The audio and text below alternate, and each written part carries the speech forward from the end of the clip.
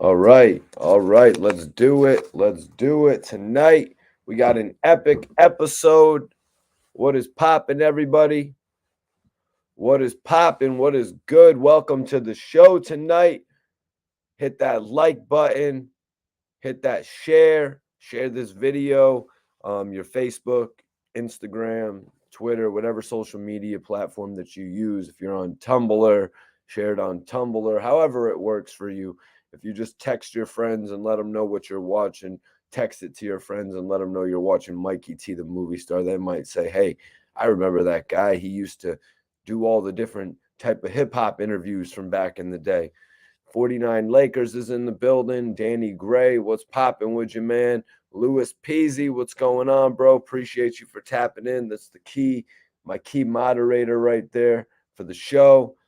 Danny Gray already hitting me with a question saying, Mikey T, would you ever do an interview with Hassan Campbell? Oh, hell yeah, man. I would definitely do an interview with Hassan Campbell, man. He's one of the most interesting bloggers. I don't even know if I'm gonna call him a blogger. He's one of the most interesting YouTube personalities right now in the game. So I got to give him respect on that note. But also it would just be interesting to pick his brain, talk with him, man. What's going on? North Carolina is in the building tonight. Major salute to North Carolina on the tap in.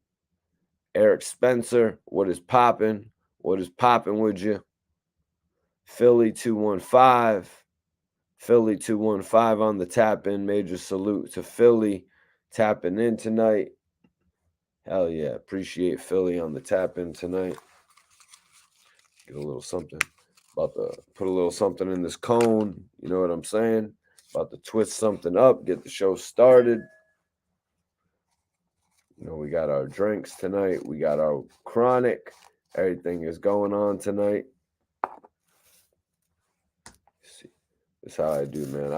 I've been on the cones lately. If anybody's been wondering what's Mikey T been smoking lately, Mikey T has been on the cones lately, man. Buffalo, New York, 716 on the tap in. Major salute to Buffalo on the tap in.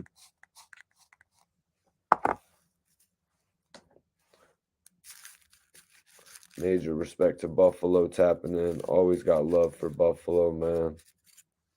I was actually just watching Benny the Butcher on the Breakfast Club. How were you feeling about that, man? How were you feeling about Benny the Butcher's recent episode of the Breakfast Club, man? It was actually his first time going there from what he was saying. Major episode with Benny the Butcher, man. It's good to see him going far, getting further in the game, It's dope. It's dope when you have actually interviewed somebody, before they actually, you know what I mean, before they actually blew up to the extent that he did. Benny was making a name for himself back then, but he's really blew up in a major way since I interviewed him at the end of 2018.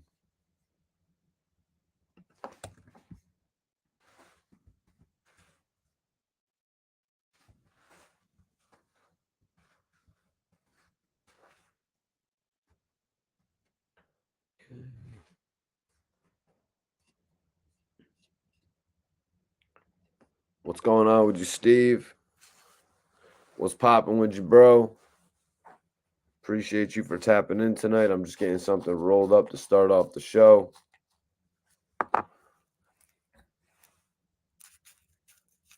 Twisting up a little cone or packing a little cone, however you want to say it. Let me see. He was spitting facts. He didn't sign, and it paid off. In regard to who, bro? In regard to who, Peasy? Tone Martinez smoking on that OG. Okay. Ain't nothing wrong with smoking on some OG. Wish I could get my hands on some of it, to be honest with you. Haven't really seen too much OG around lately, man. I've seen a little bit of Bubba Kush around, but that's more so just in the pens. I mess with those Bubba Kush pens. Everybody on the way in, hit that like button. Make sure you hit that like button and make sure you share this video. Oh, shit, you missed the show last night, bro? Yeah, last night's show was epic. Last night's show was epic, man. Actually, a few things popping today in regard to last night's show as well. A couple different things. Salute West Virginia. West Virginia on the tap in. Major salute. Capital third letter C in the building. Salute to you on the tap in, bro. Appreciate you for tapping in tonight.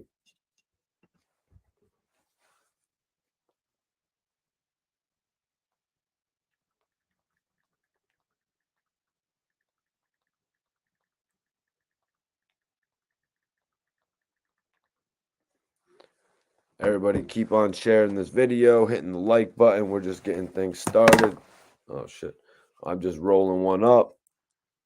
Smoking on that Skittles and Animal Mints. I actually heard about the animal, it was like with animal cookies and sour diesel. I think they had at the dispensary last week. It was like a mixture of it.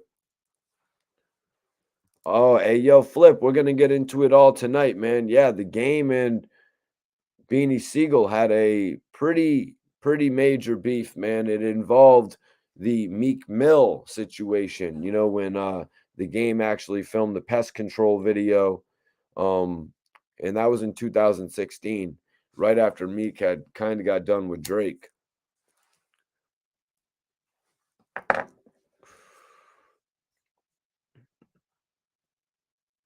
But we're gonna get into it all tonight. We're pretty much gonna dig into all that tonight, man. I got a lot of the lyrics. I got a lot of the lyrics written out.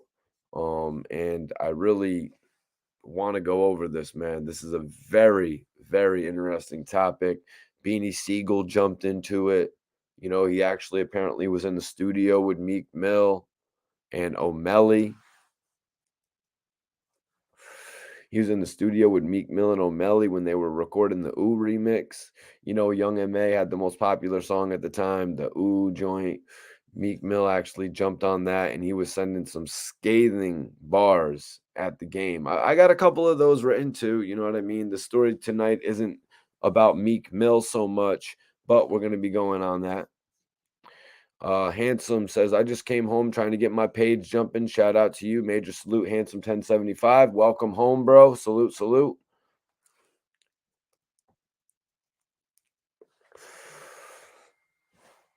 Everybody share this video. Appreciate everybody for tapping in tonight. Appreciate everybody tapping in. We got some shit to talk about, you guys. We have got some shit to talk about, man. Everybody just hit the like button, share this video. Let me know where you're tapping in from. We're just getting started. We're just rolling up.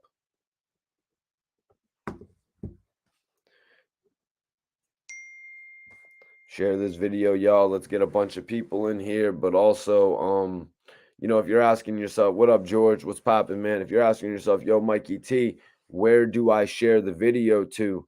Mikey T, what do you mean by share the video? Put it on your Instagram story. You know what I'm saying? Put it on your Facebook. You know what I'm saying? Like things like that. Easy little things to share on your own social media platforms, just like I would share on mine. We're about to get things started tonight, man. I'm really excited about the show. We got some interesting things to talk about. A whole bunch of detailed shit to talk about tonight, man. I'm excited for the show. Let me see. I'm going to send the link to my bro, Twizz. Twizz is going to be joining me tonight.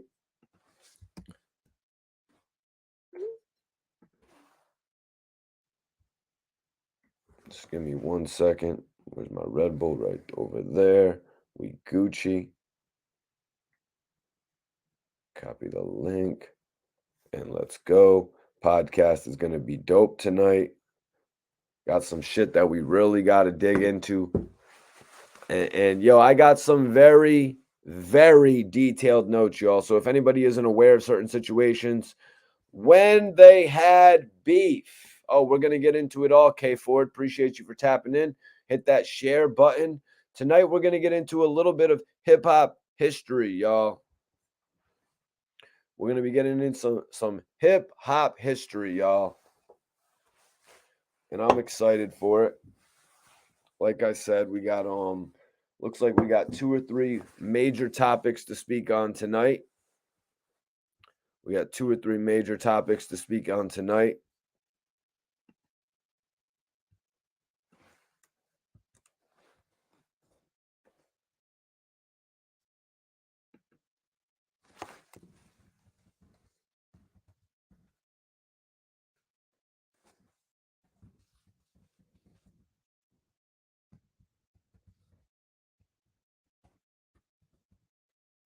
Share this video, everybody.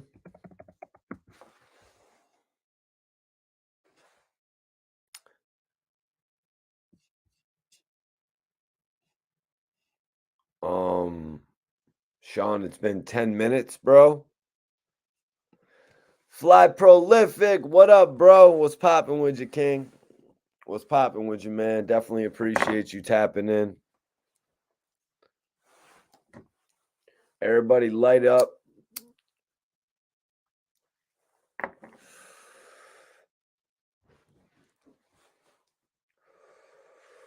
Yo, what's going on? What's going on? AW, what's up, Mikey T? Upstate New York, gangsta salute. Major salute to Upstate New York on the tap in tonight. What it do? What it do? TV live is in the building. Major salute to you for tapping in, man. I really appreciate it. And Schizo said, salute to Fly Prolific. Been a little second since we seen you in here, Prolific, unless you were in here last night. Got a little crazy last night. We had a few interesting topics, man. Tonight, I am hyped, though, to talk about Hassan Campbell, Mysonne, DJ Akademiks. We're going to speak on it all, you guys. We're going to speak on it all, man. And I got some opinions to express. You know what I'm saying? Well, that's what we do here, man. That's what we do here. We don't hold back. We don't bite our tongue.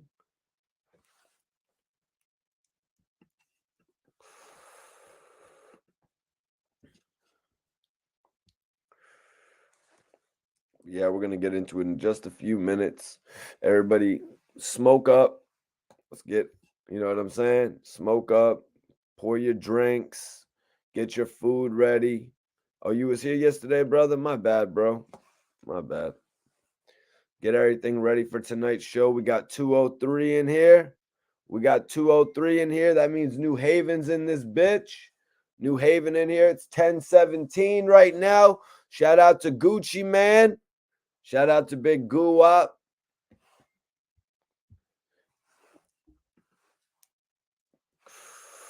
What up, Ant? What's going on, bro? I appreciate you for tapping in tonight. It's going to be an epic show, man. We got some great topics. Wack 100. Finally doing something, you know, that's I think many people can be proud of, you know. Beanie Sigel and The Game are 2 artists that personally I never expected to have issues. You know, I never expected The Game and Beanie Sigel to have issues, especially with all the respect that The Game has been known to show legends. Why would The Game ever diss Beanie Sigel? That makes absolutely no sense. Now, shit, you know, thinking back, The Game always did try to poke at Jay. You know, The Game always tried to poke at Jay-Z, you guys. So you really can't put nothing by The Game. I mean, he turned on G Unit and pretty much destroyed G Unit as a record label. What's going on, Twin Frank? Bad News VA is in here. Do me a favor, hit that like button, share this video. We've got some shit to talk about tonight. An epic show. Ant says 9 up. 9 up. Appreciate you for tapping in, Ant. Share this video on your social media. Everybody hit that like button as well. Show some love to the channel. Dallas is in the building tonight. Dallas in the building. Hit that like button, y'all. Great content. You know, I went from doing interviews, interviewing the who's who of hip hop, to now being here live and in front of all of you. I've come a long way to be here live in front of you reporting the news, guys. It's like Jim Jones reporting the weather. Jimmy had to go through quite a bit of circumstances to report that weather. I'm sure Jones had to be out in the rain, the sleet, the snow, and of course the sunshine. And that's how we know he has a very, very open opinion, and when it comes to the weather. And as you guys all know, I've been doing interviews for 12 plus years. Um, Apparently 1 year longer than Akademiks. Crazy. Akademiks really came in and changed the game on an amazing tip through everything he was doing in Chicago, but even on a bigger spectrum than that. But I've been in the game for 12 years, so now I feel it's only right that I come here and speak to y'all like this, and I appreciate the interaction as well. Yes, Yusef, the game pretty much put G Unit down as a staff, a record label, and as a whole mother effing crew. You are 100% right, Yusef, because the game used the time on all of his diss tracks to actually annihilate every single member of G Unit that he could. Like, he took shots at Spider Loke. He took shots at Hot Rod. He said, boom, boom, boom. That's a couple bullets in Hot Rod's promotional truck. You know what I'm saying? Just to stop the production of that product. These guys know what they're doing, man. It goes back to learning history of war and shit. If you destroy somebody's means, then you stop them from advancing. It's pretty simple when it comes to that shit. The game is a very talented artist in that way. He knew exactly what to do to put down the G Unit empire. And damn it, I loved G Unit back then, man. To see them go out like that from one man single-handedly taking out their group. I mean, notwithstanding everything that everybody else did, from the Fat Joes to the Jada Kisses to even Ja Rule and Murder Inc. at the beginning, to Lil Wayne. You know what I'm saying? Lil Wayne kind of ignoring it. But I think he dissed Vitamin Water at one point. Or am I mistaken, you guys? Colossal the Don is in the building. Major salute. Lawrence Mills. What is popping with you, G's? Major salute, brother. Lloyd Banks has better punchlines than the game. But the thing about it is the game had more long-lasting singles. How We Do, Hate It or Love It. These are records that are going to be remembered forever. Hate It or Love It, those two records are going to be remembered for a long time. Lloyd Banks's most memorable record, arguably Beamer, Benz, or Bentley, I guess. Arguably Beamer, Benz, or Bentley. You got On Fire. I got no, excuse me. Lloyd Banks's biggest record is Karma. My bad. Yusef hit the nail on the head right there. The game has more charisma. Yeah, you're right. The game does as well have more charisma than Lloyd Banks. Other guys, Young Buck, he had some charisma. He was a little crazy. Tony Yayo tried to show his charisma. You know what I mean? He tried to be personable. He tried to be friendly. Ooh, Aunt Doobie, 1130 brings up a good point. He was the only inside man that could/would bring it down. Yeah, everybody else was pretty much cool with their situation. You know what I mean? Everybody else was pretty much cool with their situation. They were like, all right, even Young Buck was like, you know what? I'll sign back to 50, even though we went through everything. You know what I'm saying? Everybody was pretty much cool with just staying under 50 Cent. So, yeah, I think you're right. The game is practically the only one that would have turned his back on G Unit. Why? Maybe there were real problems. Maybe he saw a financial gain in leaving G Unit. These are all different things that you could really examine if you wanted to take a look into why the game actually left G Unit. What an interview, though, Akademiks had with Hassan Campbell, man. What an interview. Two guys that you didn't expect to link up. I didn't know Hassan Campbell, I didn't know Akademiks was going to take his podcast in that direction. I didn't know he was going to take it in that direction to where he started interviewing influencers. I think that's major because it takes what Hassan Campbell's been doing for the last few years, and it amplifies it. You know what I mean? Hassan has an amazing market.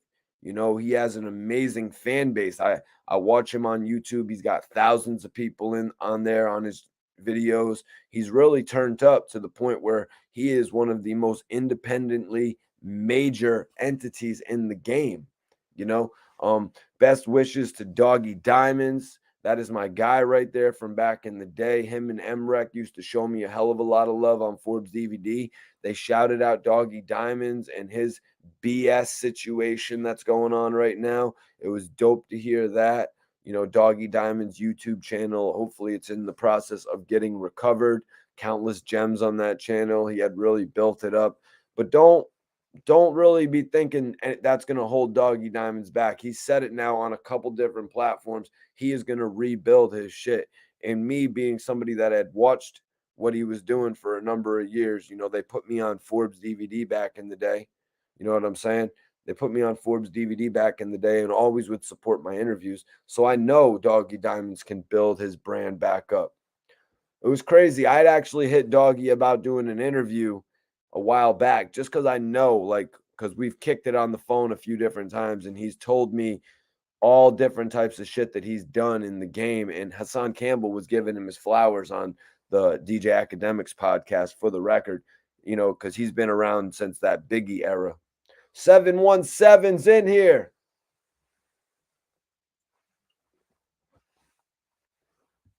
Started up. Yeah, but started up with Kanye West and Lloyd Banks, right? That's not as good as I wouldn't get far. I you baby. You know what I'm saying? That wouldn't get far was probably one of the game's best records ever. I would say we got to compare Easy to Wouldn't Get Far. You don't really get better than Wouldn't Get Far, man. Wouldn't Get Far is one of the best records. Wouldn't get far. And yeah, some shit like that. I remember hearing that shit. And I actually met one of the video vixens from that video. Which one was it? Which one was it? I'm gonna have to keep that a secret. I'm gonna have to keep that one a secret. Yeah, I agree with you though. The game has more charisma. The game has more charisma than Lloyd Banks. You know what I mean? Lloyd Banks was more of a subdued kind of guy. Lloyd Banks would chill, you know what I mean? Lloyd Banks would let management do the work for him, you know, and what's wrong with that? You know what I mean? Ain't nothing better than breakfast in bed. You know what I'm saying? I mean, I haven't really ever had breakfast in bed, but I imagine that it's really great to just sit in bed, turn a little TV on, you know what I mean? Have somebody bring you the breakfast. You sort of sit up, got a little blunt to your side. They just put that tray ahead of you, in front of you. You got some pancakes there. You got a little eggs, whatever your type of meat preference is. You got that, however you like it. You know what I'm saying? Daryl Ingram says, spit some bars, Mikey. Oh, yo, you're going to have to drop a super chat if you want to hear some of the first bars that I ever wrote, bro. Because I specifically, in my mind, remember some of the first bars that I ever wrote. But yeah, man, tonight we're talking about Hassan Campbell, DJ Akademiks, Mysonne. All of y'all know about Mysonne from back in the day.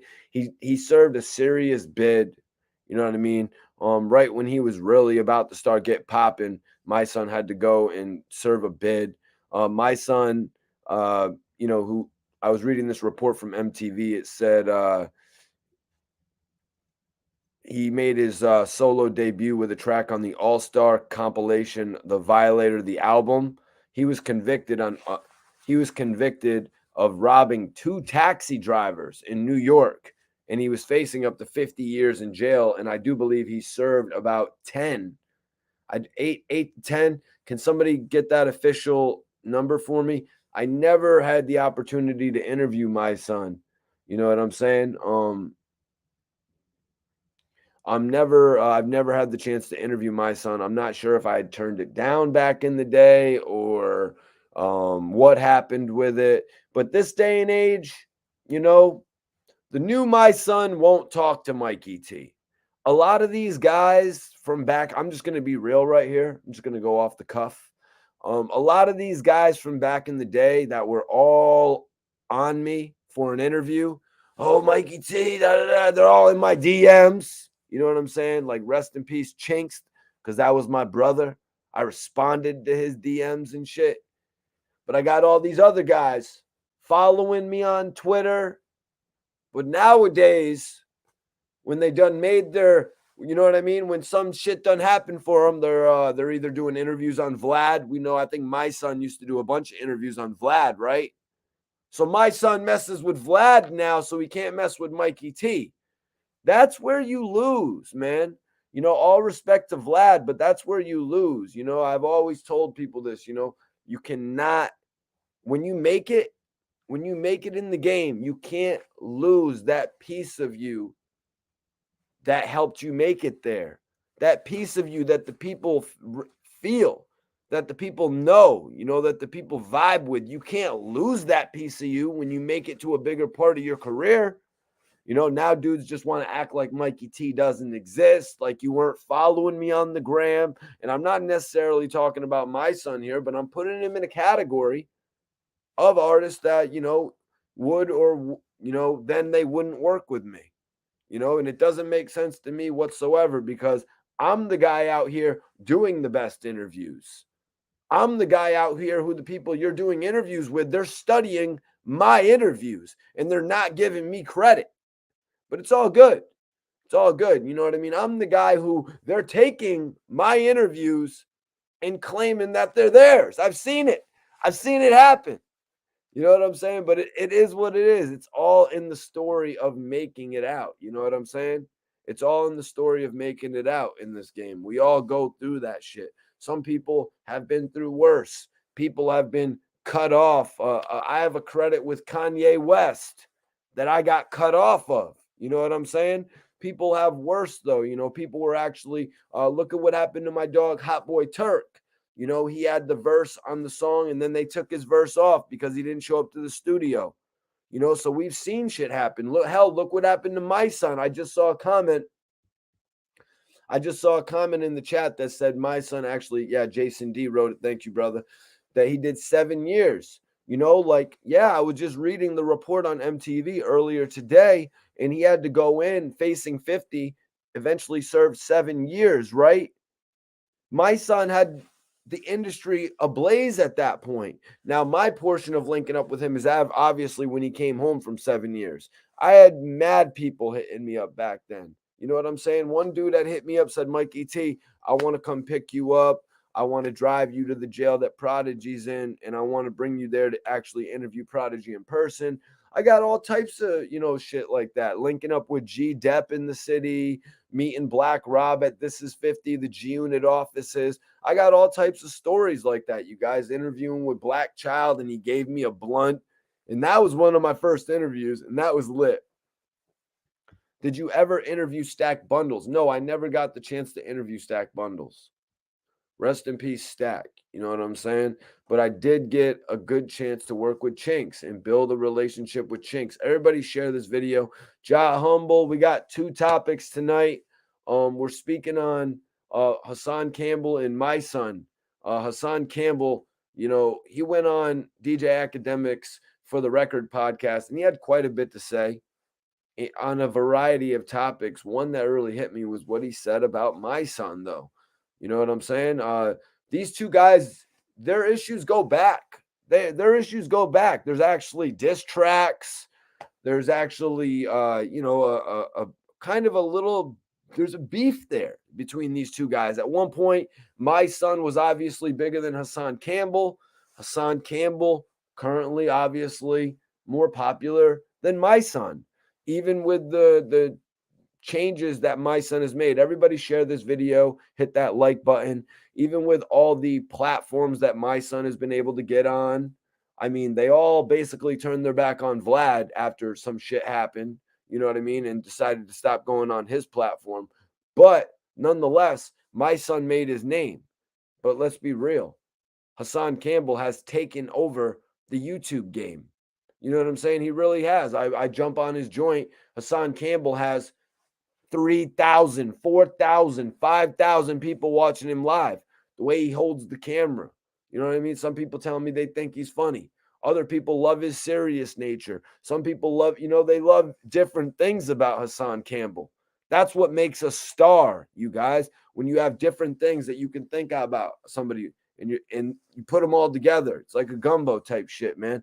I hope y'all is, but I know people be thinking about me after these videos and shit, man. Whether you hate or whether you love it. Mikey, you should have interviewed Pop Smoke. No, without a doubt. Without a doubt, I should have interviewed Pop Smoke, man. Without a doubt, man. I just didn't get an opportunity to. One of the artists I did get an opportunity to interview, 22Gs. I had the opportunity to go interview 22Gs. Really cool cat. You know what I'm saying? So I do get and take opportunity when it's there to me. You know what I'm saying? I don't miss every opportunity, man. 22Gs is still going. He's thriving. After we did an interview, he actually started working with Kodak Black. You know what I mean? I do believe when I interviewed him, he was still rocking with Atlantic, I think. And so that's kind of maybe where Kodak Black fits in. Jay-Z, major salute. Nah. Of course, I don't know Jay-Z, you guys. I haven't even been to California. I haven't even been to LA yet, though. So, no, I don't know Jay-Z. I've never been invited to a Rock Nation brunch, but I have met one of Jay-Z's best friends, Memphis Bleak. I have interviewed Memphis Bleak, you guys. Bleak is a really cool dude. You know what I'm saying? Do I have any bars? I could spit a couple bars if you drop a super chat. West Philly checking in. West Philly. Salute my guys. Mac and Cheese, 37 Mac. That's my dude right there. Cheese as well. Gilly's kids, man. They really set shit off in 2021. And now 2022, it's a bigger year. And it's a bigger time for them, man. Can't wait to see what Mac and Cheese have in store. Philly's really setting it off with the artist Leaf Ward. You know what I'm saying? Oh, that's Ryder. I'll even say OT The Real after the Benny the Butcher tour, I believe, right? It was the Benny the Butcher tour where he went all over the country destroying shit. That's what I like to see. Opportunity like that. I like to see cats get opportunities. So Philly has a bunch of thriving artists right now, man. OZ Sparks, can't leave out OZ Sparks right there. That's the thriving talent. Mac and Cheese. So we got Mac and Cheese. We got Leaf Ward. We got That's Ryder. We got OT The Real. And we got OZ Sparks. That's my top 5 new upcomers from Philly right there. The new King Von album dropping March 4th. I'm definitely excited for that. You know what I'm saying? I'm not just excited to see the numbers. You know what I mean? I'm not even going to ride it like that. You know what I'm saying? I think we all know the album's going to be bigger than his first. His first was really just the beginning. He moved about 30,000 units, 27,000 units with his first album. And man, you could just tell he was off to the races. That's why it's so unfortunate what happened. What happened from a fist fight, you guys. Like, can't you just let a couple dudes throw some fists? Maybe little homie was gonna, knee him in the stomach and it was about to go a different way. Who know, you know what I'm saying? But we ain't even on that tonight, though, man. Rest in peace, Vaughn. No soft spot. Beanie Sigel destroyed Jadakiss, and I live in NYC. Woo! All right. So you want to talk about that? You want to talk about Beans and Jadakiss? Because tonight we're talking about Beans in the game. We're talking about Beans in the game, you guys. The game threw some severe shots at Beans, y'all. And we're going to go over them all tonight. Share this video. Let's go. I'm about to be joined by my co-host, SV Twizz. Black Intelligent Talks in the building. So true. That's for giving me and my city love. Uptown. Hold Philadelphia and shout out to Connecticut and to you, Mikey T. Major salute to you on the tap in, man. Major salute to you. Trench Baby's in the building. What's up, King? He said Leaf Ward is the hardest to me. Yeah, man. Leaf Ward is definitely leading the pack. You know what I'm saying? Leaf Ward, Odette's Ryder, Mac and Cheese, OT the Real, OZ Sparks. These guys are leading the pack right now for Philly. There's a few more as well, but I'm just saying the guys that I'm messing with as well. Free Skinny Me, that's my bro. Free AR Rab, free Moolahs. Moolahs used to mess with a couple of my friends, heavy. I met Moolahs a time or two, but free Dark Low, free all the guys.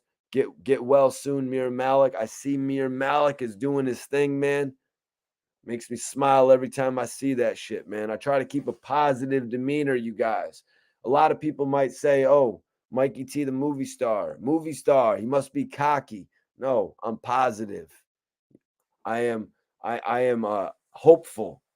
What did I say? I was the hopeful hip-hop blogger. Share this video, everybody. The interview god is here tonight, and we're talking major facts. We're talking about some controversial shit. Mysonne got called out. Some of his past has been exposed, you guys. Some of his past has been exposed. Sometimes, like Akademiks said on his show, sometimes you'll think somebody's just the hardest. The hardest. I think I'm Big Meech. You know what I'm saying? Sometimes you'll think people are just the hardest rapper, but then it turns out that they just robbed the cab driver. Or then it'll turn out that they just robbed the guy bringing the Chinese food. That type of shit right there, man. When a guy, I'm not even saying this is what might happen with my son, but these are the type of guys that I don't like to be around, man. I remember one time these dudes had me at their crib. They had me at their crib doing a vlog and shit. And they're like, oh, we're going to order Chinese. And I'm like, oh, what do you need from me towards the Chinese, right? I'm like, what do you need from me towards the Chinese? Because I want to give some bread up for the Chinese. You know what I'm saying? So I can get something that I like, actually. And believe me, they got a bunch of good shit. A lot of that I liked. You know what I mean? But apparently they done gave the Chinese guy the wrong address. And then they went out and they just took the food and they're like, oh, I forgot my wallet. And they just came back in and we had a bunch of Chinese food. And they done told me this. And I'm like, man. And that type of shit is just bugged out. Like, you be with your guy, you be with your dude. And thank God I haven't really been in a situation like this, but you be with your dude, right? And you're in a cab and he's like, yo, you got the bread to cover the cab, right? Nah, I don't got the bread to cover the cab. All right, bro, I don't want to be in a situation with you like this, man. I ain't trying to get in trouble for every meaningless thing. You know what I'm saying? I ain't trying to get in trouble for every meaningless thing. Like, that's not the name of the game. The name of the game isn't get arrested. The name of the game isn't get on probation. The name of the game isn't let them take my fingerprints so they know who I am and they're following me my whole life. That's never been the name of the game for me. But some people are just some people just get caught up with dumbass shit. And that's never been me, y'all. That's why I'm here. Ain't never been on probation, so I never had to stop smoking. That's why I'm comfortable to challenge Wiz, Snoop Dogg to a smoke off. That's why I'm comfortable to challenge Gilly. My lungs are there. I don't got those probation lungs. I don't got those Meek Mill lungs. I didn't have to stop smoking for 6 years. Not me. I'm blowing all that chronic. They call me Mike T. K Ford. Game got kicked out of G Unit. Jail, never been cool. Facts, man. But also paperwork has never been cool. Having to report to a probation officer, never been cool. You know what I'm saying? Like, that shit ain't cool, man. And you're not going to catch me getting caught up with it. So if you're jumping in the joint with the cabbie and you don't got money, nah, miss me with that shit. I'm cool walking cross town. I did it my whole life. You know what I'm saying? I did it my whole life. Ain't nobody got no cab money. And we stay out too late to catch the bus. So what are you saying? And I'm talking 11, 12 years old too, you guys, on the other side of town type shit.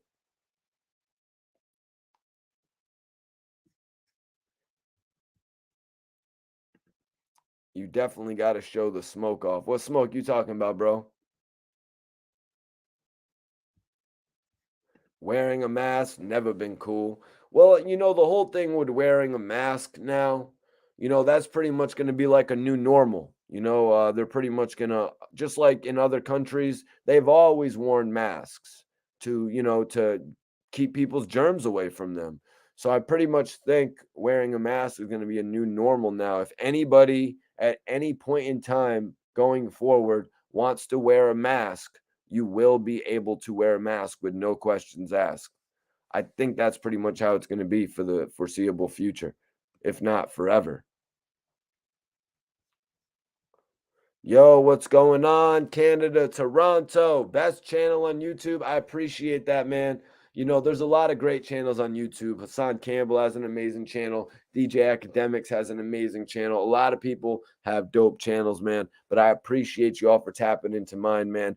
I just come here and try to inspire y'all with hip hop knowledge, but more so, I try to inspire y'all to have the correct hip hop knowledge. You know what I mean? I really watched the game myself for my whole life since probably I was born in 1998. I was born in 1988, excuse me, and I was watching the game easily since 1998.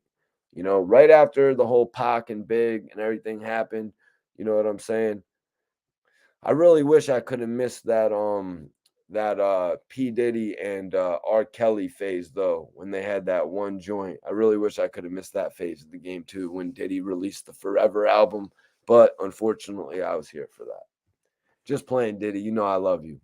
What up, Brillo? Brillo music. Connecticut's in this bitch. Big J, what up? Tampa, Florida. What's popping with you, man? No soft spot. Mikey T, the legend. Shout out from Brownsville, Brooklyn. Hell yeah. You good out here. Keep doing your thing. Major love to Brownsville. I got love for you out there in Brownsville, man. The home of M.O.P. That's right. One of my favorite hip hop duos. Not to get into too much of a sidebar. You guys, but I really wish the MOP deal with either G Unit or Rockefeller would have worked. You know what I mean? I really wish those situations would have given us a little bit more music. I really like that record that 50 did with MOP. Was like, there's nowhere to run to when death becomes you in your brain. But yeah, that 50s records with MOP, I really thought something would have happened more than them just being on the soundtracks and the compilation projects. I wish they could have got that G Unit release, man. But when Mobb Deep actually released the Blood Money album and it kind of tanked because of mismanagement, I think. You know what I mean? I don't think they put the singles out in the right order. I think Have a Party was better suited to be on the Mobb Deep album rather than the Get Rich or Die Trying compilation. There was no need for Have a Party. Remember Have a Party with 50, Nate Dogg, and Mobb Deep? Yo, don't do that to me, man. Don't do that to me, man. You're cold as ice. You're willing to sacrifice, yo. Yeah, MOP is just too hard. Annie Up, you know what I mean? Death Becomes You. That was a G Unit record. Yeah, I really was into MOP. I don't know what their album on G Unit would have been called, but it's like Interscope really stopped believing in 50 Cent at a certain point. Jimmy Iovine, I guess, was pretty much just like, you know what? I think that we're going to focus on the headphones. I think we're going to do the headphone things. I think we're going to focus on the sound of the music. You know what everybody likes about Dr. Dre? You know what everybody likes about these major albums that Dr. Dre helps put out, like The Chronic, like, you know what I mean? Like All Eyes on Me, like 2001, Doggy Style, the Eminem albums. You know what the people like? They like how crispy Dr. Dre makes it sound. So that's what they wanted to explore, I think. That's what they did. They explored Dr. Dre's sound and they won. They won. They won like they made like Eminem 6 times. You know what I mean? If Eminem was worth 500 million they made Eminem 3 times. MOP still come to the hood. MOP still come to the hood. Salute to Billy Dance and Lil Fame, man. Those are the guys. They're legends, man. I really wish I could have them on the show. You know what I mean? Those are guys that I would interview at any point in time, man. I would really interview them at any point in time. I do remember back a few years ago, probably 2013, 2014, I was speaking with Billy Dance because he had a whole thing lined up for producers. So we talked pretty frequently, but I could not get in the vicinity of him for some reason. Because, at that point, I would travel to do my interviews. I would travel Philly, Jersey, Atlanta, wherever I would have to go to do my interviews. But now we got the power of Zoom, baby. I can just interview anybody anytime I want. But right now we're kind of onto some new shit, you guys. I come on here and we talk the hip hop news. This isn't necessarily about me interviewing anybody anymore. Although I love it, I'm going to be doing an interview with Q Life. I'm going to be doing an interview with Q Life from OTF. I just interviewed this group, South Strip from Miami, Florida. They got a hell of a story. You know what I'm saying? I did an interview with Black De Niro and Mickey Fax. I still love doing interviews, but I love doing this, coming on here, talking with y'all too, reporting this news, because in all honesty, this is what I really wanted to do the whole time. Like when I first got involved with hip hop, I got involved to report the news. I got involved to share my knowledge of the game. Everything that I'm learning, I want to be transparent and tell all of you. That's why I'm doing this shit. Like, man, if I could have only been reporting back in the day when Maserati Fox had got signed to G Unit and all that type of shit and what was really going on back then. But we're here now, and that's the most important thing. Interview the Island Boys. Actually, my dude who manages a few people from out in Cali. My dude actually messes with the Island Boys. You know what I'm saying? But I ain't been out there to Cali, man. I haven't been out to Cali, and I'm not going to rush anything. You know what I'm saying? Even though I should just go out to Cali and do some shit. I'm not really going to rush into anything. I'm a guy that likes to let things fall into place. But yo, let me say this. I want to give a shout out to Belleros. That's where Mike T goes. I need that Belleros. I need that Belleros. I need that Island Rose. Yo, guys, seriously, I need that deal with Bel Air. Let's get that distribution. Let's get that shit going. We're going to make this the Bel Air Rose Room. I'm going to be the Bel Air blogger, damn it. Rose, you remember me from back in the day, Rose.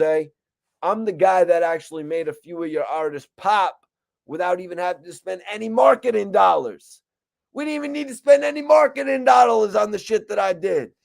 Dudes be spending mad cash. Dudes be spending mad cash on all types of videographers, all types of directors. Mikey T does that shit off the muscle. Mikey T does that shit off of the creativity in my brain. I think up something and I go and I do it. I envision it. I create it. Let's get this Bel Air Rose deal popping. They're going to call me the Bel Air blogger. I'm going to be that Bel Air boy.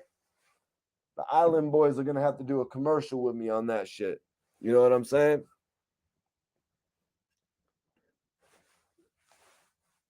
Nah, bro. I'm in Connecticut, bro. I'm in Connecticut. CT, baby. Salute everybody in CT. My brother Brillo was just popping in, actually. He's a CT artist as well. Brillo, Rough Riders. You know what I'm saying? Major shit. Yo, Official Casino. Check that out. Y'all, Shudder right now. SHUDDER.com. Shudder has my brother Jeremiah Kipp's new horror film called Slapface available now I'm actually in the movie, you guys. If anybody wants to see Mike T in a movie, Big Mike T, the movie star, making his big movie debut. Slapface is the movie. It's available now, you guys. That's right. It's available now on Shudder.com. I'm going to post a link. I'm going to post a link up for everybody that wants to go check it out because I definitely appreciate it. You all can download Shudder and you get a free trial as well. So how about that? You get a free trial so you can watch the movie that I'm in for free. This is pretty much like a birthday present for y'all. I want y'all to go check it out. This is probably the best horror movie of the year, y'all. No cap, the best horror movie of the year. My brother Jeremiah Kipp, he's actually about to get shit popping in the movie industry. So, we probably about to be on a whole nother level. But we don't do no cocky talking on this side. We really just let the work speak for itself. I'm just so proud of my brother right now to get this opportunity to premiere his movie on Shudder. Shudder is pretty much the Netflix of horror films, you guys. So it's up there with all the other horror films. If you download Shudder, you'll be able to watch all them other horror films for the next 7 days. And you can check out Slapface. Whoever watches Slapface, though, I want you to come back on the channel personally. Come on the channel and let me know what you thought of it. Sup with that Connecticut Kush, though. Yeah, Connecticut Kush. We got some shit here in Connecticut. I'm not going to front. Connecticut's got some good weed. I don't know what the hell Max B was talking about when he said the Connecticut Kush, though. Like, nobody out here right now has any Kush. Salute my brother Max B, though. My birthday is on the 12th, so this literally is a gift. Yo, I hope you enjoy it, Double G. I really do. Hats off, major moves. Yeah, Slapface is the movie. My brother actually wrote and directed it. Yep, he wrote and directed it. We're very proud of this film. It really sucks that the pandemic hit because we were expecting it to get a release in some theaters. That's right, you guys. We were expecting some theaters to actually pick up the movie Slapface, but now it's on Shudder, which is a very big platform, and sky's the limit for it right now. This is my brother starting the game. He's actually working on his 7th feature film next. So pretty epic, man. Yep. We're about to be joined by my co-host, though, you guys.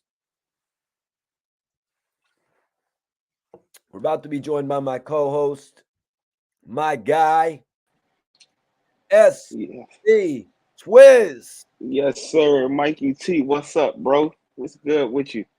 Twizz, what is good, man? What is good? I appreciate you joining me tonight. No doubt, no doubt. Shit's pretty controversial right now, huh, bro? Yeah, bro. It's going down on you know what I'm saying? And these internet hoods, bro. That's right. These internet hoods. It's almost like, it's like these internet hoods are like Clubhouse or something. Facts. It's getting real collateral with the streets, man. Twizz, is Clubhouse the Compton of the internet hoods? That's hard to put that label on it. What would you make our channel to be if Clubhouse was the Compton? Where are we? Are we Well, we not we're a Connecticut, hood. I guess. We nationwide. You know what I'm saying? We nationwide. Chris Jones said, "Bro, look like Charlie Clips from 09." We can do the East Coast Kings or something like that. Appreciate it, George. Appreciate it. Schizo, my guy. George, much love and respect. Nick Miller, salute, much respect. Shout out to everybody in the chat. And So I don't look nothing like no Charlie Clips, bro. Whoever said that, he tripping. So we got a few things to talk about, Twizz, as well as some controversy. DJ Akademiks sets the controversy off on the off the record show. But we also got to talk about something positive, man. Facts. Something has kind of come full circle from 2016 when Meek Mill and the Game went at each other on Pest Control in the Ooh remix. Beanie Sigel in the Game actually crossed paths oddly and came up dissing one another, man. Facts. That's a fact. At that time, it's like Sieg was riding with Philly. He was riding with Meek and Dream Chasers. just for that little, you know what I'm saying, that little line he did. You know, he'd be up, you know what I'm saying, he'd be up there in 3 hours, bro. That joint was heavy. Just that little line right there, it hit hard. And you know, like you know what I'm saying, I mean, that was it was a lot going on behind that though. Like it was so much going on just from that one situation, bro. Well, I mean, yeah, I was talking about it a little bit earlier. I would have thought the game would show more respect to Beanie Siegel just because of how much he shows respect to legends in general, right? Yeah, But the game for years has poked at Jay-Z trying to get a lyrical warfare going on between the two of them. true. And I feel like if I'm not mistaken, I don't think the game disrespected Sieg. He just mentioned his name, you know, on some, you know, he brought his name up, and I think Sieg had a misunderstanding. But even with that, Well, in Pest Control, we're going to get into it, the complete lyrics, but in Pest Control, he ultimately dissed. He ultimately dissed Beanie Siegel. Like yeah, Hassan Campbell called Mysonne the ultimate sucker. hmm The game ultimately dissed Beanie Siegel, man. you know, allegedly. No, don't you remember? Don't you remember the lyric? You were supposed to throw up the rock, not smoke it. Yeah, yeah, but you know, that wasn't a fact. I ain't gonna let him disrespect Sieg like that. Trivia question for you, SV Twizz. RBH is our trivia champion, but did Beanie Siegel and Black Rob ever make a song together? I feel like it's probably possible. They have like, you know, in that era, even in this era, it's a lot of music that wasn't unleashed. It was, you know what I'm saying, the joint might have not never been released. Me personally, I don't recall off top hearing them two on the same track. Well, he was on the Whoa remix. Okay. And uh Black Rob, from what I'm seeing here on the internet, actually did a Feel It in the Air remix. Black Rob wasn't on the official Feel It in the Air remix, was he? No, that was just Beans on that. Nobody was on that. There was no official Feel It in the Air remix? No. Okay. Joseph says, my boy, the hood, love you, buds. Canada, Appreciate it. Toronto, keeping it real. Salute to Canada, man. Appreciate it. We standing up. Much respect. Appreciate the love. You know how we carry it. What are you talking about, bro? Did I just say anything vicious, Twizz? No, you ain't say nothing. That's 100. So you right, Mike. You right, If Mikey, on that joint. if I should die before I wake, was Beanie Siegel on that song? Oh no. Let me Oh see. no. Yeah, I don't really want to click on it. Love from the east side, love to the east side. Hell yeah. Appreciate everybody for For tapping in. sure. Go ahead, share this video. We're really just about to get started on this whole thing tonight. We have a couple different topics to speak on. Y'all know how we carry it. So this whole thing with Mysonne and Hassan Campbell, Twizz, man, Mysonne has actually released diss tracks going at Hassan Campbell. Hassan Campbell has actually appeared in diss tracks going at Mysonne. Hassan Campbell, we be running this YouTube shit. Kind of flip that whole thing instead of saying Facts. we be running this rap shit. We be running this YouTube shit. Facts. Facts. Twizz, do you know where this whole thing really started? I think it came from Hassan poking at Mysonne on things that he felt as though, from the looks of things from the beginning, it's like Hassan feel as though Mysonne got a voice, and you know, he is important to the culture, but Hassan feel as though that he's not using his platform for the best of the culture, if that makes sense. Yeah, no, you're right. Yep, that's what I take from it as well, Twizz. You know, So Hassan Campbell, Mysonne, and even DJ Akademiks were on off the record. Well, not Mysonne, but Akademiks spoke on his extensive history with Mysonne as well. Mm-hmm. Hassan finally had a chance to actually go on the Akademiks podcast off the record. That was actually a very shocking guest to me. You know, did you see Akademiks taking it that way? Twizz actually starting to interview hip hop influencers? Absolutely. You gotta look at who Academic is. He a hip hop influencer himself, so you know what I mean. I wouldn't put it past that. Black Yeah, Rob, these Ice two linking Cube. up, Twizz. It's like an explosion on the internet. I mean, It Hassan is. Campbell's on an independent level has been doing 3, 4, 5,000 viewers. So teaming up with Akademiks, it's kind of a no-brainer in my mind. Facts. You know that them two together, they dangerous together, bro. Like I ain't even gonna hold you. Like they control so much of narratives and we talking about like yeah, I mean two people that got big voices, bro. Like, you know, like them or not, they got heavy platforms and they definitely control narratives. So oh shit, I like that title right there. It's control the narrative, you know. Hmm. Is this too big for just, you know, them to just do it on a show like once or twice together? Is it too big for that? Like, do they need their own show together possibly? Is that another bag, or are they each too busy, you know, being a blogger yourself, Twizz? It would probably have to make more sense for Hassan probably if the bag is right, because his channel hit so much numbers, he already munching off his channel. So it would have to be just like how academics went with complex and Right, things of that nature. right. It would have to be kind of like how Academics broke through from getting those major bags on YouTube to, or Facts. wherever he was getting endorsements from, to then signing on Everyday Struggle and then going on to figure out he could really just do that on his own. Facts. For the record, off the record, excuse me, you think it's on its way to becoming just as big as Everyday Struggle, or is it already bigger?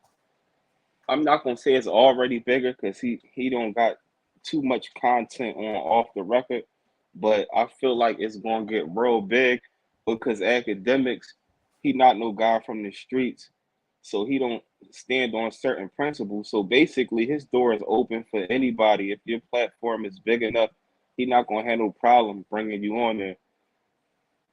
Yeah, he's really proven that, man. He's had some guys up there I would not have thought he would have had. Facts. You know, but I will say I'm kind of shocked he's bringing up other YouTube influencers, man. You know, Facts. he's given other people an opportunity to shine. Twizz, it's like he they had brought up Doggy Diamonds on the Facts. show. They brought up Gully TV on the show. You know what I Facts. mean? It's showing, you know, how open the world is to really all of us bloggers, man. Exactly. Exactly. You know, hard work pay off for everybody, man. Everybody had their different times. Some people is more into the gossiping and drama, you know, and some people keep their content more clean. But you know, numbers hit differently, you know, but hard work always gonna pay off. So Mysonne apparently had been excuse me. So Mhm. Hassan made his debut on the Academics channel for the Record podcast, uh, and he actually brought up a couple things. Well, I actually went back and listened to a diss track before, and Mhm. in the track, the dude was rapping. He was saying, "When you was robbing cabs, I was buying halves." And then towards the end of the song, it said, "Failed rapper turned activist. Nobody Mm. believes you." Dang. So that's kind of the narrative they're going with here, Twizz. The failed rapper turned activist. Sort of like Don't Be a Menace. You know, when the Wayans brothers sort of clowned it with that one guy who was a gangster turned activist. Or what do you Yeah. make of that in your own opinion, Twizz, when the rapper comes out of jail and he wants to be an activist? Well, how he was trying to make it as though like your rap career wasn't gonna get nowhere. So now You're using your last little bit of soul that you got to push something else. You know what I mean? So that's how he was trying to break it down. You know what I mean? That was his angle right there. And so I was reading a report on MTV. After hearing in the diss track, everyone's bringing it up about how he was robbing cabs. So there was Hmm. actually a report on MTV where Mysonne, who was getting ready to make his solo debut with a track on the All-Star compilation Violator, the album, so this was a pretty big point in his time. Back Hmm. in the day, being on those compilation albums was serious, Facts. especially if you had a record to look out for. So he was convicted of robbing two taxi drivers in New York and could face 50 years in prison. And apparently he ended up serving 7 years in jail. So they were taking a couple shots at him in regard to that, Twizz. So I don't want to leave it out. They were trying Hmm. to make it like he wasn't gangsta, like Akademiks had said. I thought this guy was the most gangsta dude in the rap game. And it turns out he robbed a taxi man. I mean, a robbery is a robbery, bro. It's like at the end of the day, robbing a taxi cab. A taxi cab man, what he gonna have a few hundred on him? But I know out in New York, they cabs be jumping, so who knows? You know what I mean? At the end of the day, do that make him less of a G? I mean, no, that's all that stuff fall in the streets, bro. Okay. That's like if you hustling, it don't matter if you Pablo or if you a corner boy. You know what I mean? You all in the same mix.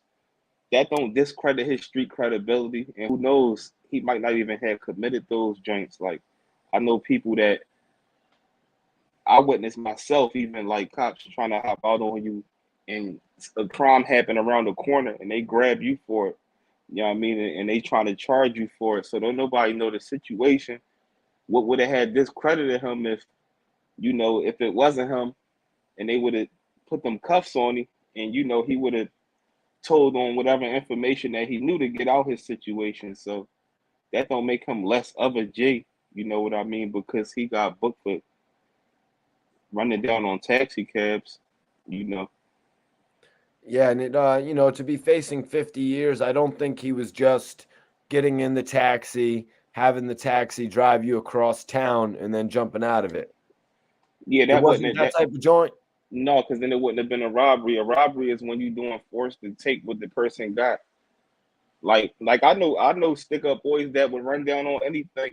They hit a taxi cab, a corner store, a check cashing place, a hustler coming up. So like a jammy boy is a jammy boy. They just got that. It'll just pop in their head and they gonna blitz you. You know what I mean? So Man, that must suck to go up on one of those cabs. You get $150, you hit a bad facts, one, and then you can facts, only afford to get like a half ounce of bud, Twiz. facts, facts, facts. That's how it go in the streets. Most of the time, it's like when you younger coming up. If you become an adult and you still into that, then you normally be more strategic with your joints. But most of the time, that's like a young and dumb thing. Taxi cabs, pizza men, all that type Yeah. of stuff. Yeah. So Hassan Campbell said, I've always been a fan of Mysonne and his music until I seen the hypocrisy.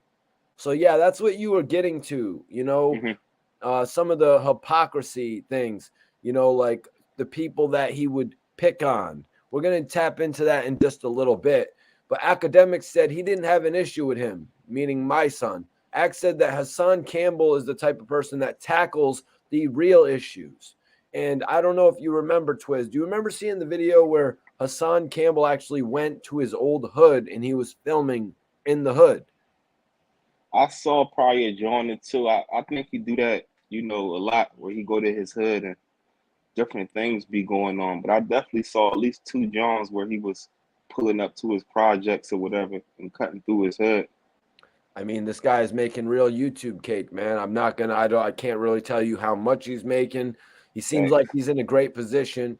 You know what I'm saying? So facts. what do you make of that? Him actually going back to his old stomping grounds now that he is such a major success. And I'm going to use the word major. He is a Yeah, major success.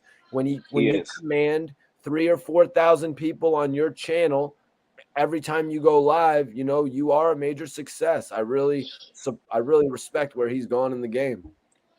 Some people is more humble and more wiser, whereas though others, you know, you could easily get under your skin. It happens to rappers and bloggers, actors, whatever you artists, like where you come from a hood, and then you might heard chitter chatter behind scenes like, bro, don't come through here no more. He ain't been out here in 3 years. He don't come out. So it's like they be feeling like they got a point to prove. You know what I mean? So that's, you know, that's what type of time that is. It's like, y'all see my life now, but I could always come back. I did this and that out here. You know what I mean? And that's like a lot of what happens, you know what I'm saying, with people. Yeah. Some people do feel like they have a point to prove, you know, but I was hearing, True. you know, Hassan was sort of explaining, why wouldn't I go back there? I've still got people that I love back there who need me. Facts. I understand it. You know what I mean? Yep. Whether you got to bring somebody some Pampers, you know, if you got to bring some Pampers for Facts. one of your nephews, you know, for your Facts. brother's wife, or you got to go bring some milk, or just, you know, drop off whatever, groceries, whatever in general, you know. Facts. People that you came up with, and you know, you pull up on them, and it's always all love. Y'all reminisce about the old times, things like that. You know that all play a part. Hassan said he writes raps about me and talks about me indirectly. He's not going to say my name because I'm bigger than Mysonne now. Let's focus in on that first part, though, Twizz. He writes raps about me and talks about me indirectly. He's not going to say my name. Um, if why do you think he's not going to say his name? Why do you think he's talking about him indirectly? But more so than all that, why do you think he's still writing raps about Hassan Campbell? Mysonne just be responding to Hassan Campbell. It ain't like he out here worried about him. Hassan got like 100 videos about that man, so he gonna defend himself in some shape or form. You know what I mean? It's hard to. It's even like how Styles had to respond, bro. Like, you know what I'm saying? Hassan got such a large platform. It's like he got a large percentage of New York watching it on top of people around the world. So it's like, you know, my Sean feel as though in his music, he can talk straight to him without turning on the camera and being like Hassan Campbell. Because like my son, you know, he from the street still, bro. And he's moving properly because, you know, Hassan walk around like a ticking time bomb. And my son not no sucker. So it's like he don't want to be on there saying too much names because if them two guys bump heads or the energy is him saying, it can go either way. So it's like my son playing his cards right, bro. Because I know I heard Hassan saying that he picked on a few people, but Hassan Campbell wasn't one of them people that my son picked on, bro. Yeah. Yeah. Akademiks actually said that. Akademiks actually brought that up, you know. But one of the first things that Hassan said was that he was bigger than Mysonne now. Let's dig into that, Twizz. Do you think that's accurate? At this point in time, Hassan is bigger than is at this point in time, it's obvious he's bigger than Mysonne right now, but is Akademiks bigger at this point in time than Mysonne? No, excuse me. Is Hassan Campbell bigger at this time than Mysonne ever was? To the world and the internet, yes. To the community, no. Maybe. No, he not. You know what I mean? No. Like Hassan is known for views and you know, he give like a therapy through his videos. He help people out just from talking. People can relate to him just from talking. But regardless on how he look at my son is a foot soldier out there in New York supporting these, you know, supporting these places front line, you know what I mean? In more than one way. So it takes a lot to take time out your day to really be engaging with the community and trying to help the community out. You know what I Well, mean? Twizz, let's look at the timing of that situation, though. How long has Hassan Campbell really been major for? You know what I mean? In comparison to how long Mysonne was around, to actually be able to make a difference out there in the community. You know what I mean? It seems to me Well, like maybe he's just really start to get to his money to the point where he could really start changing more things. He's still getting to that bag. well, you don't have to get to a bag to help the community. Like when you come from the streets, you know what I mean, and you know what the streets hitting for. That's like if I get a bag right now, I don't gotta wait 4, 5, 6 years to let that bag roll over and roll over. You ain't gotta go out there and give out $1 million. You know what I mean? It's the small things that count. I know people in the trenches that's helping to feed the hood off of food stamps. You know what I'm saying? Like, Yeah, but I mean, respectfully, Twizz, 50 Cent couldn't go when he was Boo Boo making power, when he was 50 making power of the dollar, he couldn't go make a park in Baisley back then. He did that, 15 years later? no, 50 was helping people too back then, though. You know what I mean? Once he got on with like, once 50 got on, he was helping. It just wasn't that era where people was posting everything on Instagram and things of that nature. But I heard stories of, 50 helping out with the community immediately. And like I said, helping the community Yeah, don't you're right. mean The G Unity Foundation. facts. Helping out the community don't mean you gotta give money. You know what I mean? There's plenty of protesters and people out there that help people out, and not just protesting. And that's just, you know what I'm saying. Protesting is one thing, but I mean like, um, let's just say it was like a house fire or something, and now it's a group of people trying to raise donations for these people. You know what I mean? It takes a lot to do with that, Yeah, and just I like think what they were doing in New York, what like China Mac and Fat Joe were doing for that, you facts, know? facts, exactly that those type of things. Yep. And I salute both of them though, man. You know what I mean? Yeah, I was just trying to, give it both spectrums, man. We're Facts.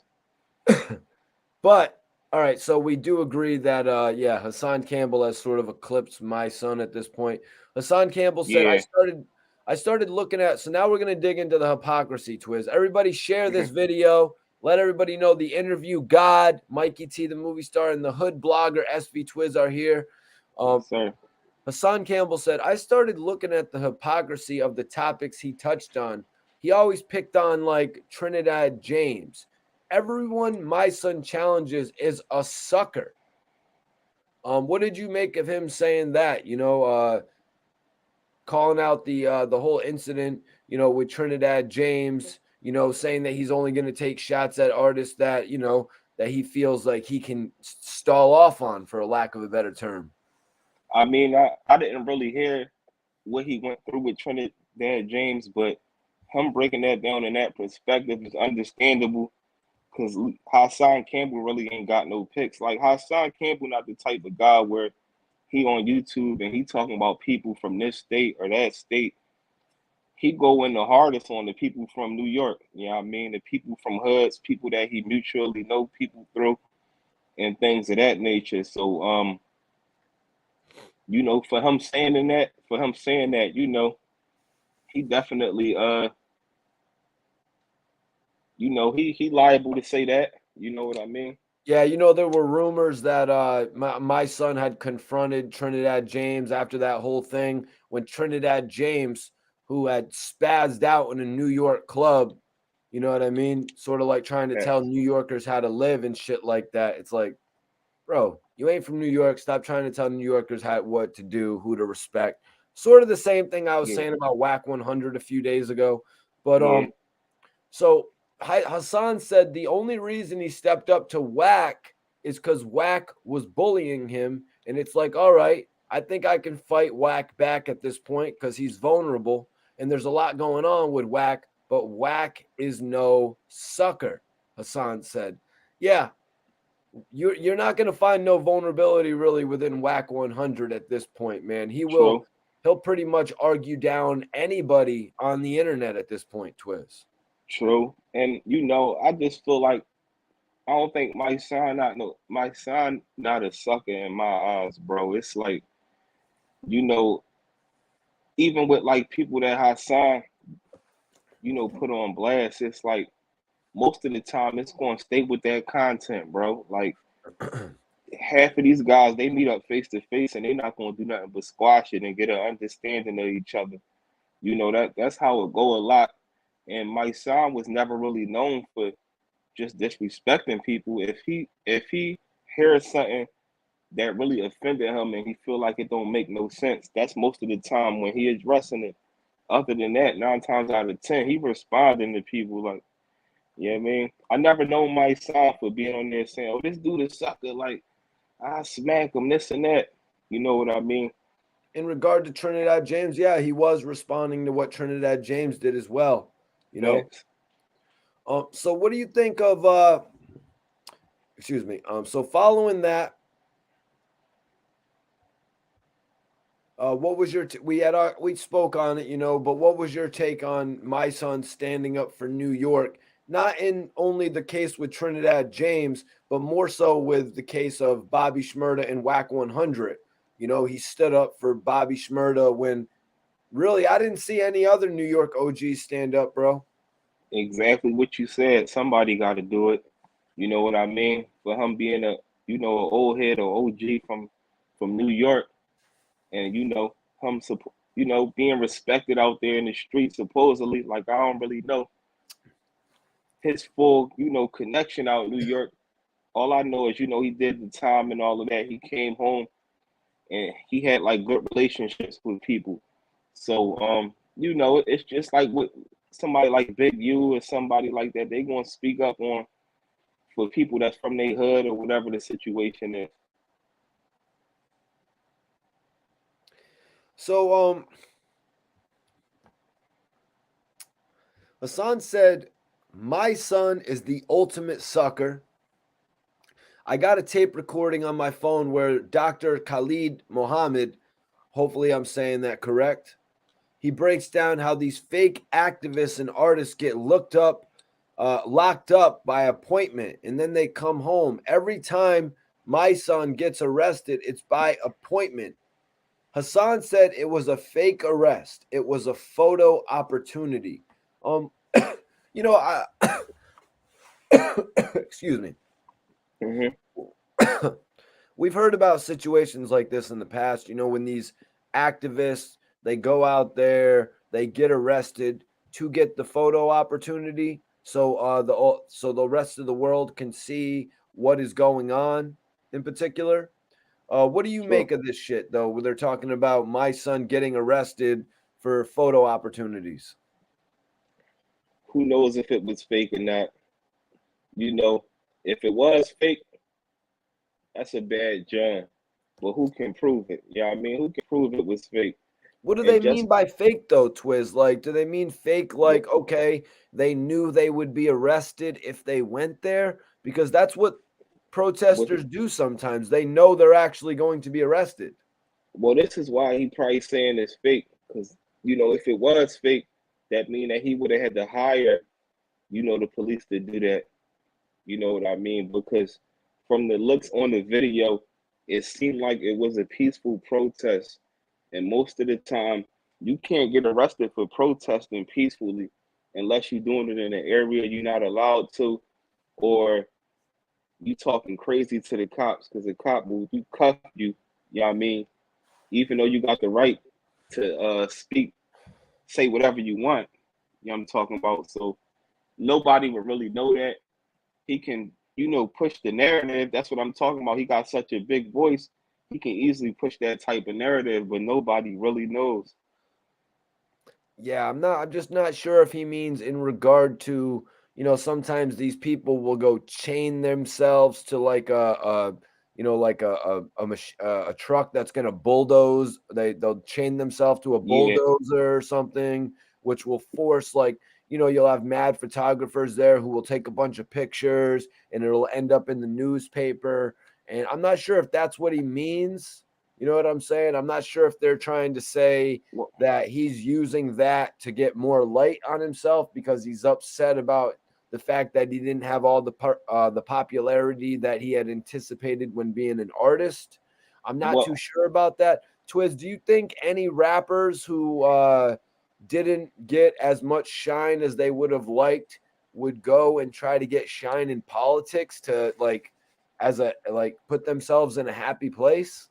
The shine only gonna get but so high, bro. It's like, when you doing those type of things, because people see it, but who really cares? It ain't like people like, you know what I mean? That's just the all reality of it, bro. We can see people protesting and doing this and that, and in our heart we be like, oh, it's good, this and that, bro. But it's not really boosting you too high, bro, unless you out here like Dr. Umar or something like that.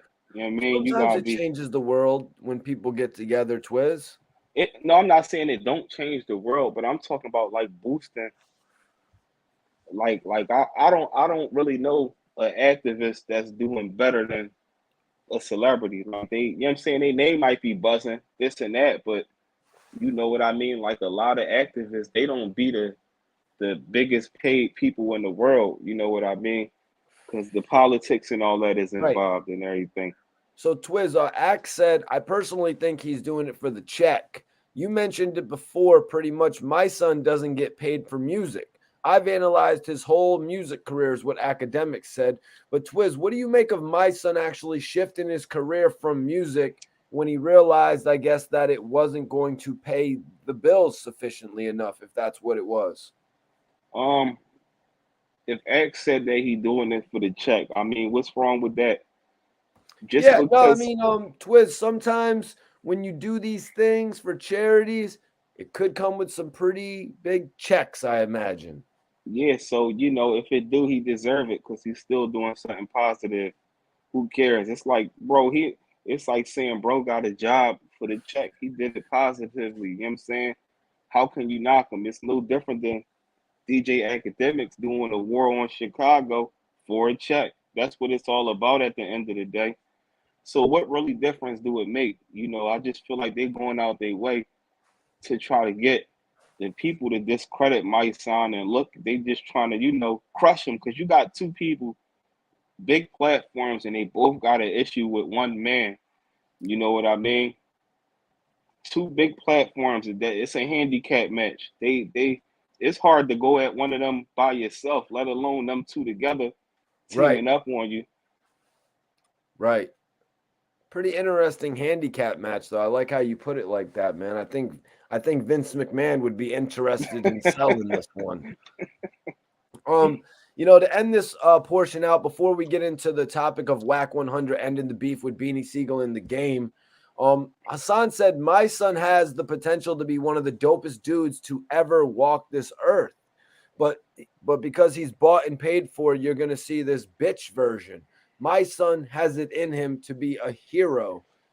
Yeah, sometimes when you get paid to be on a television show, like just to use this as an example, you get paid to be a character. Sometimes when you get paid to advertise certain shit, you got to do that. You got to be respectful to the check. You got to be respectful to the people giving you the check. Even Drake one time said in a rap, he said, I gotta get behind Chubb every time I hit the cush up. You know what I mean? Like, Hmm. because he doesn't want people to see him and taking pictures of him smoking in public at that point in his career. Hmm. You know. But what do you think about the fact that Hassan here has said that he really looked at my son as being a person with the potential to be one of the dopest dudes? People can say that about Hassan too. You know what I mean? As big as his platform is, it's like he got such a big name, and it's like they go back and forth with these other people that got names, and they trying to do things instead of coming down, sitting at a table and working it out and making it happen themselves. You know what I mean? Like that's where it plays for him to, try to make things happen where these guys can do what they feel as though they need to do together, to make a better change and for my son to not be a robot. If you feel as though that's what he is because of what he got going on, it's a way around that, man. Yeah, Academics in the interview actually said that he thought that they all should be on the same side, Twizz. Yeah, So I think that plays into it what you were just he saying. Like, They would Yeah, rather see him on the other side of the fence fighting. You know what I mean? But I'm not gonna facts. say what my But son is doing is wrong because I'm not really too in tune with it. I do know that he is trying to do some positive things. I can see the change, facts, obviously from years of watching him through social media and through just like his career. I can see the change. facts, facts. And it's like, with X saying that, how could he be on the same side as people that don't stand on the principles that he's trying to stand on? Like with him and Act, Mysonne was addressing Act like, bro, you promoting this like it's a war zone out here, and it's Yeah. like you promoting it and enticing these things. I'm talking about like as far as the upcoming academics, he really don't do it too much now because he on a whole different level. But that's Yeah, I what my think sign and act problem originally was, and that's understandable if you from the streets. It's like if you go up in the mountains and you a young kid and you just went up there for a body, you got them old heads where they talk to you like you 10 years old, like yeah, young no, man, like man. A lot of people come out of jail like that, Twizz, and it's like, damn, exactly. you really done lost the wild side of you up there. Yeah, yeah, You because really it lost the wild side of you. And it's kind of like, man, it's like, bro, I'm not really trying to focus. I'm trying to like, to these guys, Hassan academics, they do, care about the certain aspects, more aspects of certain things than I do. You know what I mean? I'm kind of like mhm, Snoop and Wiz, young, wild, and free. You know what I'm saying? These guys really do care about the community to a certain extent, man. I could see them on the same side.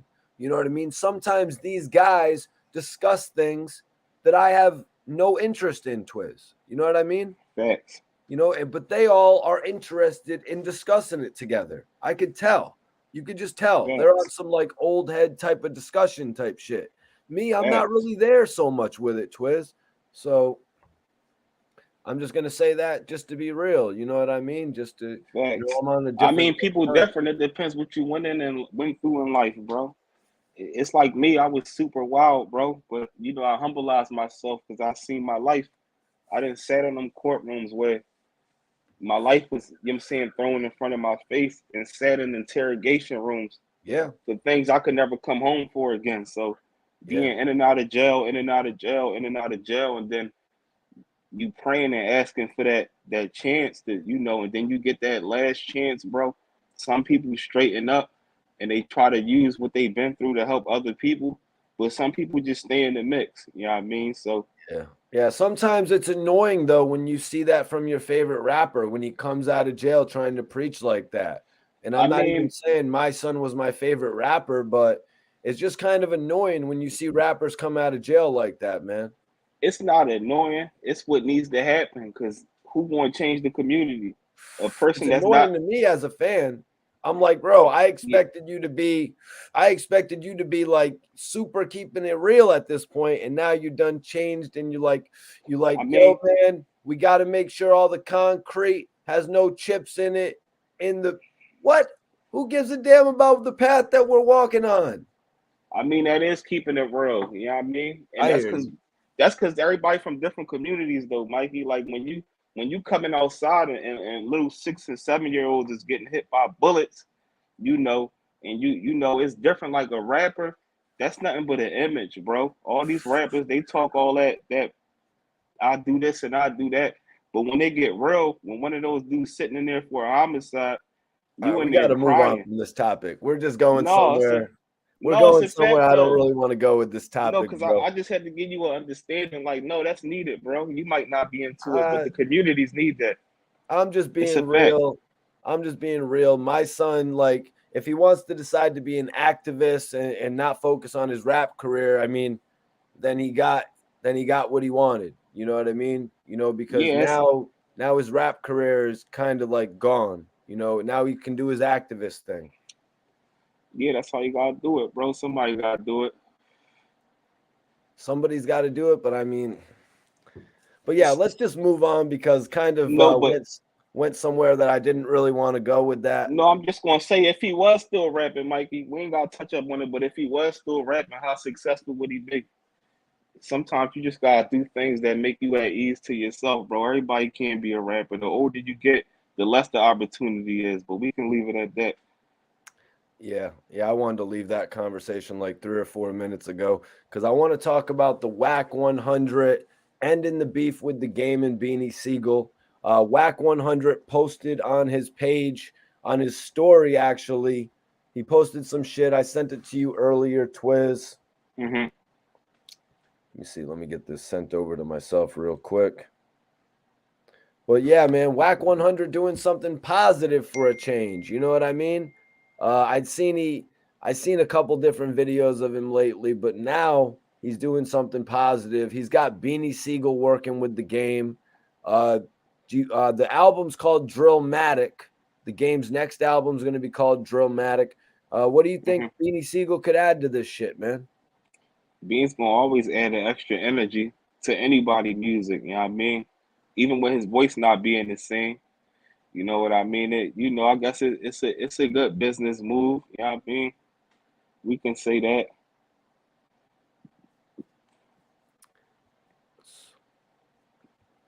Um,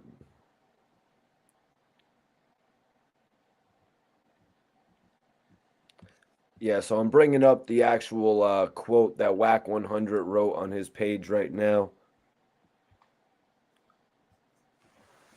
So he actually, it looks like he had a song. It looks like he actually had a song, and he wrote on the page. He said, "This shit here is very dangerous. One of my favorite collab songs from Los Angeles, featuring Beanie Sigel. These men snapped on this shit. Steel sharpens steel, and I'm honored to be a part of the process of this Illmatic album." So he wrote Illmatic. I'm wondering if he was referring to Drillmatic, which is going to be the new game album. Hmm. What are you thinking about that title, Twizz? Drillmatic. We go from Illmatic to Drillmatic. Obviously, drill has gone from Chicago to New York, but now Hmm. we've got an LA artist embracing it. So, what do you think there? The content of the music gonna have to be drill. Like they don't have to rap like a drill rapper, but they gonna have to be talking that talk on that joint with that type of title. You know what I mean?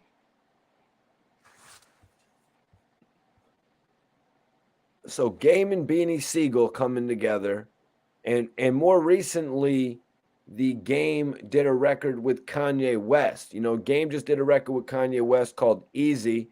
Pretty odd that these two released a record. It's the first I've seen from them since Wouldn't Get Far, Twizz, which was on his second album, I believe. What was your take on these two getting back together, man? First, it's like Wack 100 is on his A&R shit right now, I think, Twizz. Yeah, that's somewhat of it, but I feel like even without Wack, somebody like Beans and Game, it would make sense. These guys was in the industry around the same time of them being lit. So they both, respect each other pen and things of that nature. So, it's definitely it could, could be a good joint. We gotta wait to hear it. But with Wack, it's like we hear Wack on Clubhouse, but he do like a lot of good things. Even sometimes on Clubhouse, he drop gems and try to help people. Well, he helping the people out that he on Clubhouse with. So you know, sometimes they say people got a method to their madness. You know what I mean? So at the end of the day, Wack's still a businessman that's from the streets, and Game definitely can rap. You know what I mean? Yeah, that's why I think this has Wack written all over it, man. Hmm. I don't think the Game would have put this together. Like, I think this has Wack written all over it. Like, yo, Yeah, probably, absolutely. let's get Beanie Sigel. We're gonna clear this situation up with Kanye West. We're gonna start getting you buzzing again. There are rumors that Game, Ray J, and Wack 100 returned the computer with the second tape of Kim K on it. Do you think something that dramatic needed to happen in order for these two to work again, Twizz? Sometimes you gotta kick the door in. You know what I mean? If they felt as though that was it, yeah, I mean, like, bro, if you don't want this tape released, like, I got this tape, but I'm more likely, I ain't got a problem with giving it to you. I just need a favor for a favor. So, you know, a little light muscle move. So you think Wack actually said that Game and Kanye had a few different tracks, Hmm. possibly an album.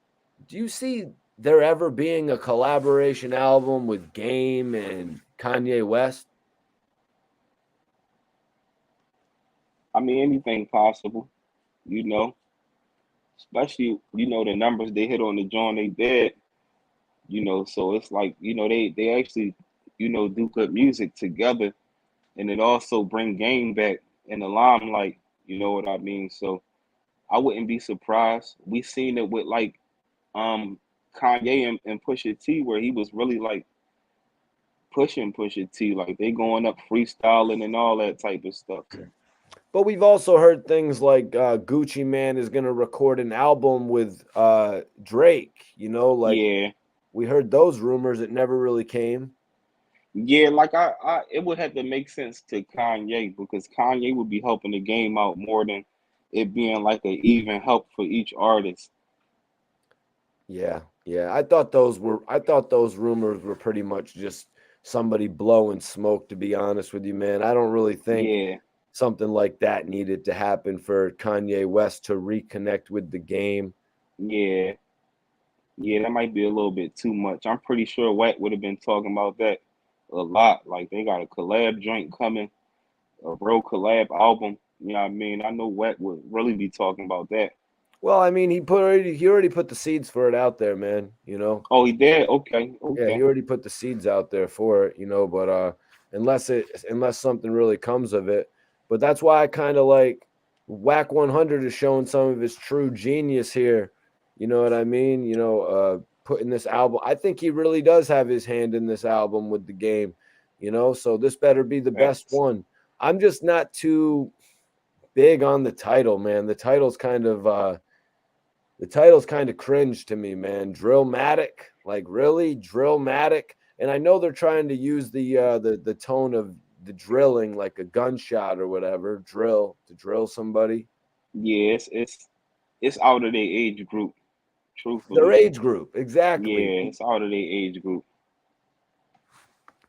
Twizz, Prophecy from New Jersey wants to know if you will be grabbing them Kanye boots. Could you wear the Kanye boots? Nah, You they could look a not wear little. those. Nah, Why not? them joints look a little too feminine for me. They like too close to like UGG boots or something. Like I ain't that type of guy. You know what I mean? Hmm. The most I give them is some regular Yeezys or something. Yeezys is as far as I go They look when it more come to rubber to Kanye. me. I mean, but the style of them. I saw the joint where Fat Joe was like standing in a big John or something Oh like no, that. That not joint. those, man. Not Oh, those. all I'm, right. I'm talking about the black boots. You haven't seen the black boots that he always be in? I'm gonna have to look at them. I don't know. Do they come Yeah. up high or something like that or Yeah, something? they do come up high. No, But yeah, that's too much. I ain't that type of fashion guy, bro. I know some people would you do never that. wore a boot like this high? No. No? If anything, the highest boot that I would ever get would be some 40 belows or something. You Oh, overdid it with oh, those, are my those the God. Balenciaga black boots, Apex? I don't know. I thought those black boots were Yeezys. Those things look sweet. But the other ones, the one that I think Twiz has seen, that Hmm. they're beige and they look Yeah, like them they look joints. like Uggs. Yeah. Those are not it, man. Yeah, like I can't do that. I know some dudes do though that be heavy in the fashion, but that ain't me. You know what I mean? A little sidebar here, Twiz. There's a lot of talk of Eminem, Dr. Dre, all the classic artists, Snoop, doing a Super Bowl performance. Game apparently upset he's not a part of it. Why do you think Game has sort of been exiled from that historical, group of figures? I mean, he didn't have a long enough relevancy, like music wise. Like you gotta be every year you gotta be impacting the community music wise, in order to get on the halftime show. I mean, so what are you saying? He really only had two big singles?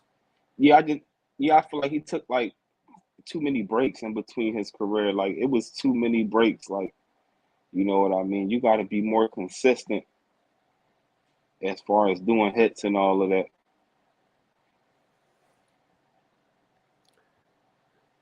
So let's get into this, man. The beef with Beanie Siegel in the game. The beef that nobody expected. Is that safe to say, Twizz? Yeah, yeah, we can say that. Beef that nobody expected. Why? Why was it the beef that nobody expected? Because, I would have just assumed that these two guys were cool. I think the game thought that they were cool too, Twizz. And I'm saying that just based on the game's respect for legends. He would always rap about other artists on his albums. What was Philly's take of the game rapping like that, rapping about another artist in literally almost every other bar?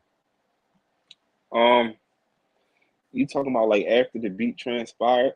No, I'm talking about how the game sort of mentioned all types of rappers and all of his lyrics on his albums and shit, shouting out rappers. Yeah, I mean, it was never really no disrespect. So, you know what Right. I mean?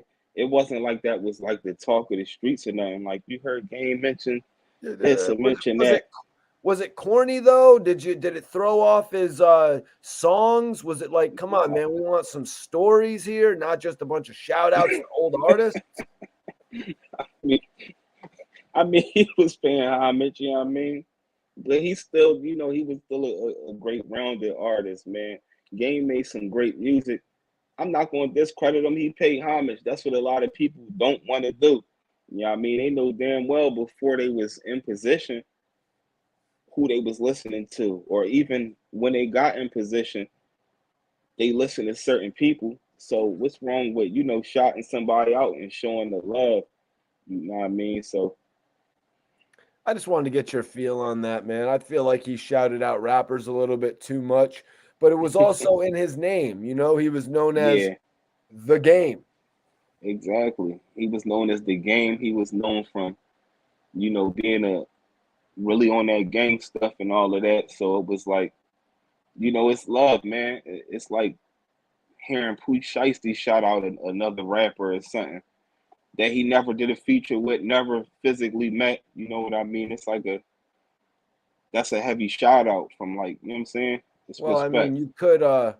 you could really question a Pooh Shiesty shout out. I mean, what did he say? He's like, we had 300 shots in this car before we picked up Dirk. You know what I mean? It's like, Yeah, is it a shout out or a shot? You know what I he mean? kept it gutter. Yeah, Yeah. Little Dirk returned it to him right in the same song, though. He's like, Pooh, but me, I'm really Shiesty. mm-hmm, Yeah, they gave it mm-hmm. right back to each other, man, on that. But I would have just assumed that the game and Beanie Siegel were cool, man. I would have assumed that they were, friends. I would assume the game was probably wanting to be around him and rub shoulders with him and shit, you know. True. But so this thing, it really goes back to the game getting into it with Meek Mill, in Facts. 2016, Twizz. Facts. Meek had just gone through it with Drake pretty much without a response besides that joint with the Undertaker gong, you know. Do you think Game releasing Pest Control and going at him put him in a position where he had to respond, it being his second major beef and all? Like, if he went without a response to the game like he did to Drake, would it have ruined some of his credibility, do you think? Yeah, around that time, Meek was still super lit. The odds was on him. He wasn't really getting too much criticism like he's starting to receive. You know what I mean? And his team was full at that time. Like he had the Dream Chasers, Do for Self, and all of them. Like they was thick. So yeah, they was having fun with it, but also standing their ground. And what was your take on Meek and O'Malley actually getting in the studio with Beanie Siegel during this beef, man? I loved it. That joint was heavy. I love that joint, bro. Like it could have been it could have been real legendary if it would have continued. You know what I mean? That was a great because they the people attention was on it and the back and forth. That joint was great for hip hop. So Beanie just didn't go there for support, man. Beanie actually, jumped on the record. You said it a little earlier, only a couple Facts. lines, couple ad libs. But Facts. but what did you think of Beanie Siegel getting involved, stepping up for Meek Mill, man? When he originally got involved, I'm like, yeah, it made sense. I'm like, that joint, like, he ain't dropped no 16 or nothing on there, but them two little lines he said right there was powerful. You like, well, that's Sieg on this joint? Like, it brought a different energy. You know what I mean? Then you had Meek talking about Sieg and all of that. Like, I got Sieg in here. We got, you know what I'm saying? The energy was right, bro. That joint was right. And and the game heard that shit, man, and he did not relent. What's up, capital third letter C says Game is a hip hop head. That's why he pays homage. Facts. The game went heavy. And Twizz, I want to get your reaction to these lyrics that the game hit Meek Mill with. So the game said, "Keep it 100, you Nicki Minaj's sideshow. Still chasing dreams. I made dreams in '05 though. Riding around 10 Cam Newtons in the Tahoe. And when we touch down, everybody catching spirals. Dressed in all black like the Panthers. We seen your sway freestyle. O'Malley ain't the answer." Yeah, he bombed on that joint. We all seen the Old Melly freestyle, but Old Melly was never a rapper anyway. He just started rapping out the clear blue, bro. Like, you know what I'm saying? So that joint was fire. I ain't gonna debate that. You know what I mean?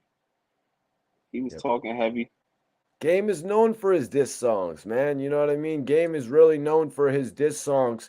There's no doubt about that. Were you guys during the game's beef with G Unit? Were you guys siding with the game at that point? I mean, 300 bars, 120 bars, 240 bars. Were you siding with the game, or were you like, man, he's a G Unit traitor? Me myself, I can't speak on the whole city. I never really sided with Game. It was great entertainment. You know what I mean? But I was always a fan of 50. You know what I mean? So I was more of a fan of 50 than I was the Game. You know what I mean? All right, so let's try to help me break down these lyrics a bit if you can, Twizz. He Hmm. said, riding around 10 Cam Newtons in the Tahoe. And when we touch down, everybody catching spirals. It's rap. Cam Newton. It's rap. Okay. Cam Newton is a football player, obviously. Panthers football player. What's his jersey number though? That's what it is. What jersey number was his? Number What's his one. joint? Number one, Twizz. Oh, all right. 10 Cam Newtons in the Tahoe. 10 number ones in the Tahoe? Whatever he talking about burnings. I just don't know in what reference he talking to it about. Like, you know what I mean? Okay. He I see what definitely you're talking saying. about burnings. Yep, you're hilarious. He said, we seen your sway freestyle. O'Malley ain't the answer. So he put a little oh, Kanye West in there, Twizz. oh, I get it though, Mikey. Cam Newton, the quarterback, right? Wasn't he a quarterback? Um, yep. Yeah, that's what it was. He talking about 10 shooters gonna get out and they gonna start throwing it. Basically, that's what he Oh, meant by yeah, that. the spirals. Yeah. Yeah, But isn't that funny how that goes back to Kanye West right there? uh-huh. O'Malley ain't the answer because Kanye West yelled at Sway saying, "You don't got the answer, Sway. Sway, you don't got the answers." He was going Facts. crazy on Sway. Why did he do that, He Twitch? was. He was. You know what I mean? Cause Kanye, he just different, bro.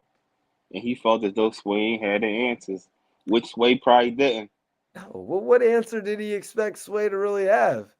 I know he was just getting. I guess at that time in his life, we know Kanye was dealing with like a lot of things and had things going on. So sometimes when you get offended, when you feel as though you get offended, sometimes you get like that. And Yeah, you and know, Twiz, Kanye West travels all over the world, trying mhm, to find people with the answers. You know, that's why Facts. his interview time is so important when he goes to sit down with somebody for an hour. You know, that's an Facts. hour that's an hour out of Kanye West's life that he could be discovering new things, Twizz. Facts. Kanye a machine. He an entrepreneur. You know what I mean? He ain't just a rapper. So you mentioned Beanie Siegel jumping on the track. Beanie Siegel had a couple things to say. He said, one phone call, I'm in LA in 3 hours. The bully, please don't bring him out of retirement. Meek Mill said, hey, Mac, chill. Let me do my thing. They had a couple other taunts. You was a stripper, Philly Mhm. shit, B Mac in the building, O'Malley in the building. Mhm. But Beanie Siegel threatened the game with coming out of retirement, Twizz. Mhm. Is that what turned you up about that? Were you like, oh, this might Yeah. go a little bit further here? It turned me up about it because I know it's gonna be music. I know ain't not gonna really Mac ain't about to go out there and do nothing like that. But at the end of the day, the music brought that energy back. Like that was the disrespectful beans, the state property versus locks beans, where you know what I'm saying he just started getting, and he ain't even say much, but those two lines right there was just powerful. Yeah, the beans that was too cool to talk to you, you know? Facts. But Twizz, why do you think Beanie Siegel played it so hard for Meek Mill in this situation? You know, Meek Mill still he just went through that rumble with Drake. Um, you know, why do you think he played it so hard for Meek in this situation? Because people in Meat Camp, they like family to see. These they all came up together. He got like a lot of South Philly dudes out there, so it's like Beans was a phone call away. You know what I mean? They just had that type of relationship. Salute, Shelton. You already know. Everybody share this video. We're going over the beef now. It looks like Beanie Siegel and the game have come back together. We were discussing that a little bit earlier on. Looks like they've come back together. It looks like it's going to be on the Drillmatic album. Hmm. Wack 100's done something positive. He's doing something Facts. constructive. Maybe it's because Master P told him to go out there and make a project. I don't know.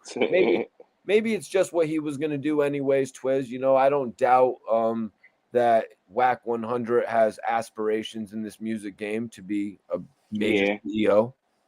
yeah. And but so since this situation, we haven't really seen any more of Beanie Siegel and Meek. Have we, Twizz? Nah, nah. Allegedly, they had put everything to the side, but nah. That would have been to me. That would have been a bigger move for the city. Yeah, I mean, it would have been real great to see them two, do some music together. And I Yes. know even at this time it looked a little crazy because we know Wack and Meek, what they like going back and forth, and LC go do a feature with Game. But business is business, bro.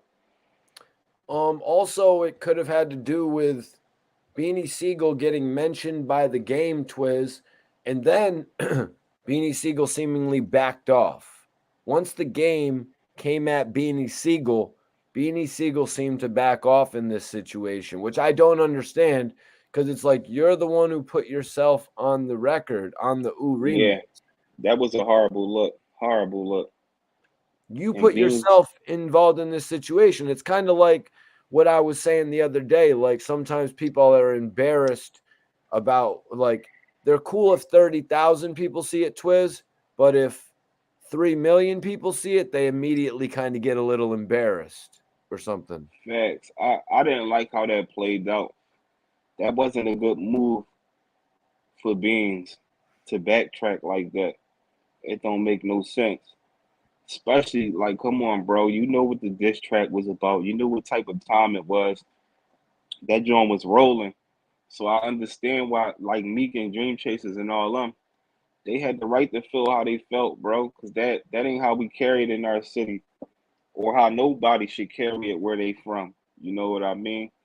It don't make no sense. It's like if we beefing with some other bloggers or something, and we just did a joint with him, and then I'm over there with with the enemy or something, smiling on their platform. Like, you don't do that. Who you riding with is who you gonna ride with, right or wrong. Once you make that decision, you know what I'm talking about. You got to carry it like that.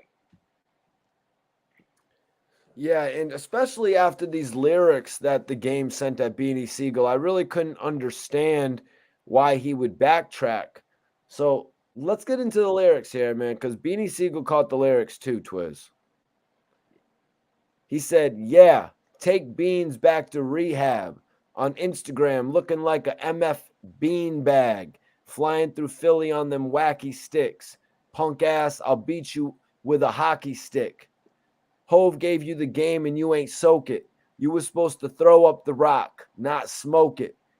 Talking you gonna be in LA in 3 hours. It's a 5-hour flight. Put this bum ass in the shower. Pussy, I'm not a rookie. Aki, don't push me." What did you think of those lyrics, man, coming at him, man? Bringing up Jay-Z, bringing up The Rock. Yeah, I feel like Beans could have responded and crushed him. He could have, but since he didn't, he gave him a W by not responding. He Beans messed that joint up right there, bro. Like, I didn't expect that from Beans. Well, maybe Beans was like, yo, I really shouldn't have got involved with this. I was actually cool with the game. I moved a little bit too quickly on this. I shouldn't have involved myself in, my guy's rap beef just because he's from my own city. Yeah, but he already went through it with the locks, and he was supporters of them. He grew up listening to him, was fans of him. Had love for him. But when he went in, and at the age that he was, he knew what was going on, bro. You know what I mean? Like, you knew what was going on. You made that decision, so you got to stand on it. You know, Beans is a person that, like, he carried wisdom. He dropped gems and knowledge every time he talked. So I feel like he should have been well, aware of the decision he was making from that line, bro. Kenny White, what's good? Salute, bro. Yeah. I think he just, once the game came back at him, I just think he realized what he did. And he's like, man, I really don't want to be involved in this shit. I Why mean, not? look what even happened with him and Jadakiss, Twizz. They actually ended up becoming friends, you know? Facts. They was cool before the beef, you know what I mean? Salute, AC. You know how we carry it. But yeah, man. Twizz, Meek Mill had some bars in this too. I'm not gonna leave Meek Hmm. Mill out, man.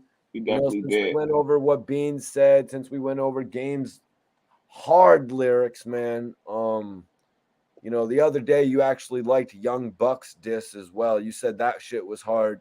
Was Young Buck's shit from the other day harder than this, Twizz, or was this better than that? No, it wasn't harder than this. Okay, okay. All Yeah. right. So Meek Mill went hard at the game. He basically bringed up his past on the record, the Ooh remix. If anybody wants to check it out, he said Dirk checked you, Thug sunned you, Fifth dropped you, Mac won you, strippers turned rappers. Look what we've come to. Yeah. He KO'd them right there with that. That was a KO right there. Dirk checked you. So let's little Dirk actually went through an issue with Tyga, Twizz. You're familiar with the situation? Uh Yeah, I think that. Yeah, I they think went that's through a the jump. situation over a lyric, and Uh-huh. little Dirk was going to change the lyric, but Tyga never ended up giving him a song. Tyga was like, "Yo, can you change that lyric about Black China?" And then Dirk was like, "Yeah, I'll change the lyric, but yo, you jump on a song with me." And then I guess Tyga never returned the song, so Dirk put the record out. Game jumped on a diss song with Tyga going at Little Dirk. Do you remember that shit when the game dissed the hell out of Little Dirk? I don't remember the actual song, but I remember Dirk sliding up on Game in the club. I do remember that. It was one of the most vicious Dirk disses to Dirk ever. You got to check that Damn. shit out. But what did you make of Little Dirk? Because Little Dirk was starting to move around in the industry. He's in a Facts. club. The game's there. He went and, as Meek says, checked the game face to face. What did you make of that situation? I mean, it was like a fact. You know, nobody know what was said behind closed doors, what Dirk said to him, but Dirk approached him as a man and said what he said. So yeah, that was a great strategy for a diss track, because it's like, you know, for the game making a diss track about him, it's like you had that much of an issue with Dirk. It should have been on site then. You go out, and you know what I'm saying? Dirk walked right up to you and said what he said, and it seemed like y'all had an understanding after that. So what does that mean? It mean that game, you supposed to be a gangster. You know what I mean? It's like, if you saying this and that, bro, you know what I'm saying? Then it's supposed to get real when y'all bump heads. It don't necessarily gotta go to 100, but at least. Maybe there were two Dirks with Dirk. I mean, it don't matter who was, you know what I'm saying? If it was two dudes, what even not? All right, so yeah, I thought that was mad respectful of Dirk going up there. And Twizz, even if he said, "Yo, you made a diss song about me, man. I just wanted to come up to you in person and see you and make sure that we didn't have any real issues face to face." At that point, what a real gangster is supposed to be like, "Yo, you got issues with my man, so you got issues with me. It's time to turn up." But then that's going to be a whole nightclub lawsuit, an arrest and shit, Twizz. Yeah, but them rappers, they go through that stuff all the time. The fights and the get crazy, chairs and tables throwing. It turned to a Royal Rumble in the joint. People that's in there ain't got nothing to do with it fighting each other. Yeah, I could just picture us in there right now, Twizz, and somebody walks up on us, and I just turn to all of our guys, and I'm like, "Please, nobody fight.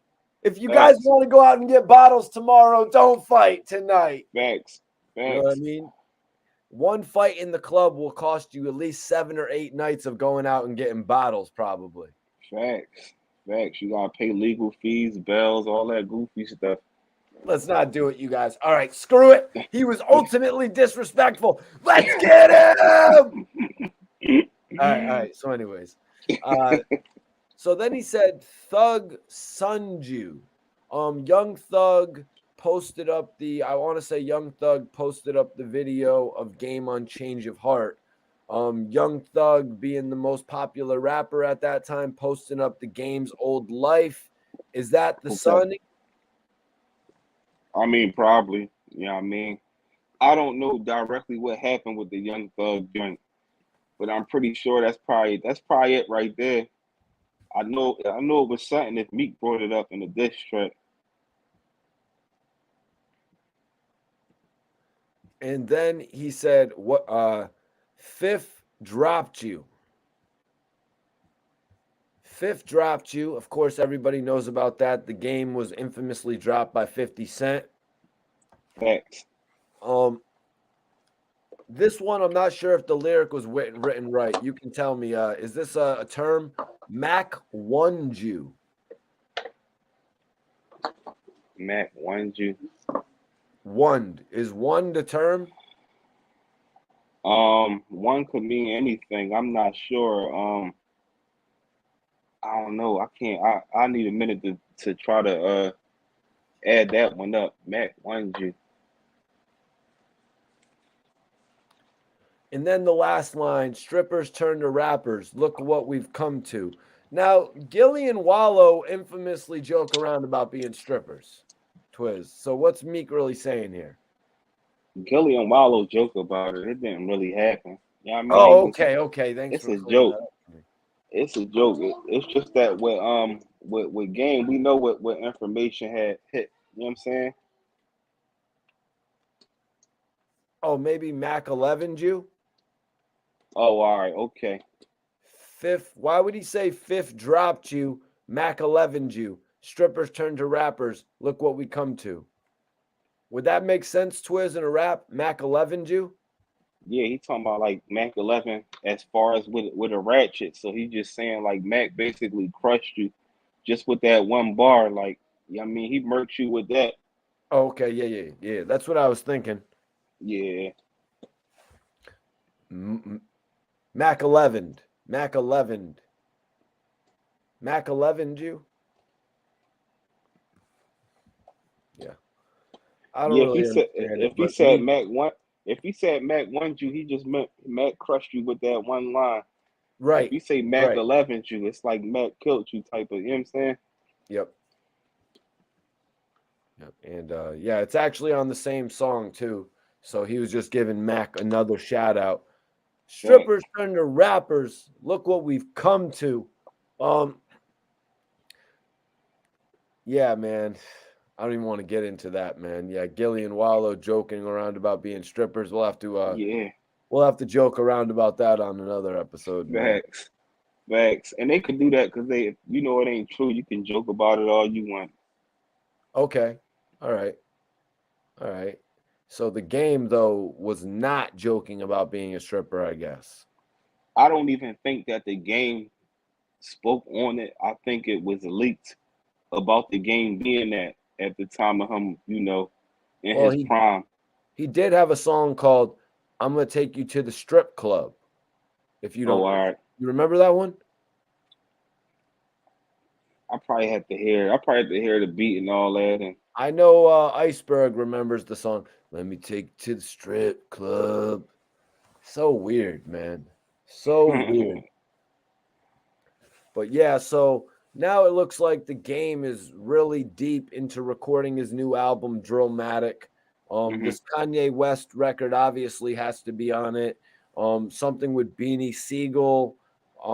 If he's going with the Drillmatic sound, does he need to get is he gonna have Little Durk or Chief Keef on it? And who from New York would you say? I don't know that the drill scene heavy out in New York. It's heavy in the industry period. So if they could get any type of drill rapper on it, it would make sense. You know what I mean? Who do you think though? They're not gonna be able to get Bobby Shmurda. He Are they could. gonna, oh, they definitely can't get Bobby Shmurda now with Whack 100 talking all that shit. Oh yeah, yeah, that's right. That's right. Yeah, yeah, you right. You right. So who are they I gonna don't know. get? I don't know. I'm not no vicious drill rapper Are they guy, gonna be so able to get Little Dirk? probably not. You don't think they're gonna be able to get And Little Dirk? Dirk is like he like not really all drill. Like you know what I'm saying? Drill is like a little more in like direct where it's like Well, I'm just thinking to represent Chicago. You think he's true. gonna go get? I mean, Chief Keef is right there in California. I could see the call. I mean, shit. Maybe I Wack think said he was talking to Chief Keef. I guess about yeah, Mimo. yeah, I think Chief Keef would be able to get on that because Chief Keef is business and they're at the end of the day. So yeah, I mean, You think that would sound good, Chief Keef in the game? it's possible, you know. Chief Keef, you know what I'm saying? He got that unorthodox flow. You don't know what to expect, how he gonna talk on the track. Iceberg said, "Nah, I don't remember that one," referring to the strip club. Well, it was called Let's Ride. He said, "But do you Okay. recall the game's button disc where he was like buttons, button, button, button, Yeah, I button, remember that. button, button." Iceberg said, "Who won that one? Game makes dope diss tracks." Any thoughts on that, Twizz? Yeah, I don't know, cause Joe Button do too. You know what I mean? I just can't think of Button response on that joint. Um, His manager is pushing him in the drill rap because it's relevant for the youth. is it evidently a youth thing, Twizz? Is it a youth thing mixed with a legendary thing? As far as drill, Yeah, as far as like drill, but then Illmatic. yeah, that title would be mixing it. It's like us old heads, we drill too. But, you know, I missed the name of whoever dropped that comment, but he absolutely right. Where Huh. you know, drill is for the young people. So maybe I'm Even though thinking, maybe I'm thinking too old headish here, Twiz. But what if the game paired Nas with somebody from New York and they did a record like the game, Nas, and whoever from the drill scene in New York? I don't know, I think anything possible these days. Is that a The little too Nas, old headish of me? yeah, but the Nas and Game, they got a good relationship. You know what I mean? Letter to the King, that joint was deep. Boom. Fabio foreign. So Game gets Fabio. I don't know if Fabio's really big enough to. Is Fabio, in your opinion, big enough to help the Game sell this album? Um, I feel like they probably can add energy to each other. It can be made big. You know what I mean? Yeah. The Game, Fabio foreign. I mean, he's working with Beanie Siegel, so I could say Yeah. I'd say it could possibly happen. Well, them two together probably just be that. I can see that happening. Yeah, I mean, with them two, they might could make it make sense. You know what I mean? Yeah, I don't really know who else the Game could work with out of New York that would really make it a big deal. He's obviously not going to work with Bobby. I don't think 22 G's would really make enough of a wave. Um, Chef G's locked up, but also I don't think that would make enough of a wave. Who am I missing? Iceberg. Who would be the obvious person for the Game to work with on the drill scene? But I think it would be dope if he could get a Little Dirk hook. But Little Dirk just gave 50 a hook, Twizz. So is that another reason you don't see that happening? Yeah, I don't like Dirk looking for a bigger benefit for himself and the level of the artist he is right now. It's like, not to discredit Game or Sieg or nothing like that. It's like, will that make sense for his career at that, you know what I'm saying? At this point. CJ, bro, please, no. No, not CJ. Definitely not CJ. But yeah, let's open it up. If anybody has any open questions, we've got through our two main topics. Definitely. If anybody's just tapping in, you guys can shoot some open questions about whatever you want. Twizz, what's popping with you, man? I seen you've been putting out some dope videos. I was just watching Appreciate the it. video on your channel today about Cassidy and Freeway, and then I saw a Definitely. couple top list videos. Let everybody know about those top. You have a top 5 and a top 10, I believe. Yeah, I had just did a my last joint I did the top 5 MCs from Philly that don't get the credit they deserve. That's the last joint I had put out. Yeah, I mean, but y'all just check out the channel, man. I try to keep the content pushing, man. We keep it raw and uncut, man. You already know. That's me, Twizz, my brother Mikey T, the movie star, man. You know how we carry it. Hell yeah, man. Yeah, And those are some interesting videos, man. What other top appreciate list it. videos are you thinking about doing? Um, I can't think offhand. Normally it'll pop in my head and I'll be like, I got time to do it. Let me just do it. I don't really got nothing that I got set to, do right away. You know what I'm saying? And you know what I'm saying? Yeah, it normally just pop in my head. If I got time and the house is quiet, then I just get it John in real quick. But I'm definitely, going to start doing like the verses. I'm gonna start doing verses where I take like Philly artists and put them against, like I'm gonna take like Philly unsigned artists and some signed artists and put them against artists on the joint. Like I had did a joint before with, like I did Kiss and J Hud, but Cassidy versus J Hud, and it was like freestyle for freestyle. You know what I mean? So What was the I'm score on that? Cass won that one. That's what everybody in the comments was saying. Cass, you know what I'm saying? Cass got over on him. Yeah, Definitely. that must have been like a 7-3, 6-4 type Yeah, thing. yeah, and it was all like the early 2000 wave, like, you know. Are you a Kendrick Lamar kind of guy, Twizz? I like Kendrick. I like him. He a lyricist. I don't listen to him every day or nothing like that. But when I do listen to him, it's not a disappointment. He got substance to his music, and he definitely underrated because we in the era now of the disrespect and all of that. So I think he hasn't released a project in a number of years, Twizz.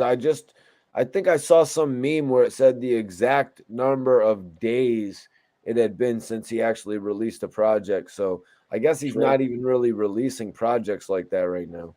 true, because it's stuff like it's not gonna get gravitated to as much because he talk heavy in his music a little bit. He touch up on the streets and throw a couple heavy lines in here and there, but his music is kind of too conscious for nowadays, bro. Like, Yeah, I've never really been the biggest Kendrick Lamar fan. You know what I mean? mm-hmm, Obviously, he has a lot of talent. You uh-huh. know, obviously, some people like Shine caught a whole lot of flack for just saying his album wasn't that great. You know, Yeah, yeah, that's understandable for Sean though. Yeah, I mean, uh, Twizz, what do you think about Ransom? as far as an artist, I don't, you know what I'm saying, or do he got something going on? Were you ever too much into Ransom or not really? No, no, I never really tuned into him. I meant to check him out. You know what I mean? He just never Years really ago. came across my playlist. What do you think about the rap name Ransom then? It's heavy. You know what I mean? It's heavy. It Good can rap go, name. yeah, you know, he can make it make it. I'm pretty sure he made it make sense. It could make sense on different levels. Better rap name. Mysonne or Ransom? I like Ransom better. Really? Like on some real rap. I don't know what Mysonne real name is, bro, but I would love I somebody think it's to my ask him. son. Oh, that's his real name? Oh, all right. I think that's his real name. So that makes Yeah, sense. yeah. So I wonder what what his roots come from because I would like to know. I never heard that name before. You know what I mean? I'm pretty sure he Yeah, I was just saying earlier, I was like, yeah, it was weird. It was weird how guys like my son and, people like that, like back in the day, like they would be open to like doing an interview with me back in the day and shit. But nowadays it's like they're on some whole other political shit where they won't do an interview with me. yeah, it's the political stuff and at the time, you At know, the time, why would they jump on my camera like, "Oh, Mikey but T"? But because now it's political. because your era coming up and doing it, it was only a little handful of people that was important to the game. You know what I mean? And you was one of still is, but one of the big names.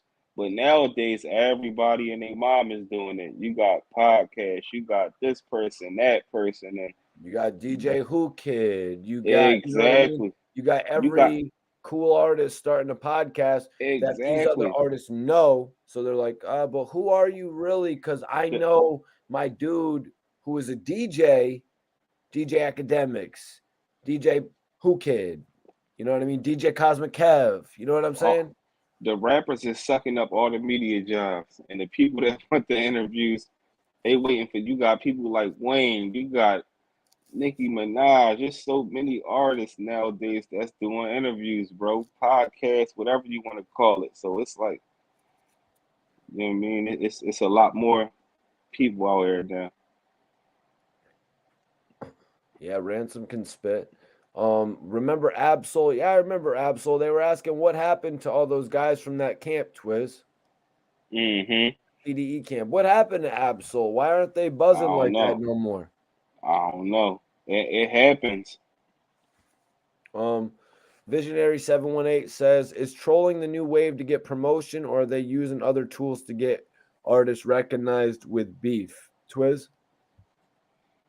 Yeah, trolling is like as much as people be like, oh, this person trolling or he doing this and that. I mean, a lot of people was winning off of it, bro. You know what I mean?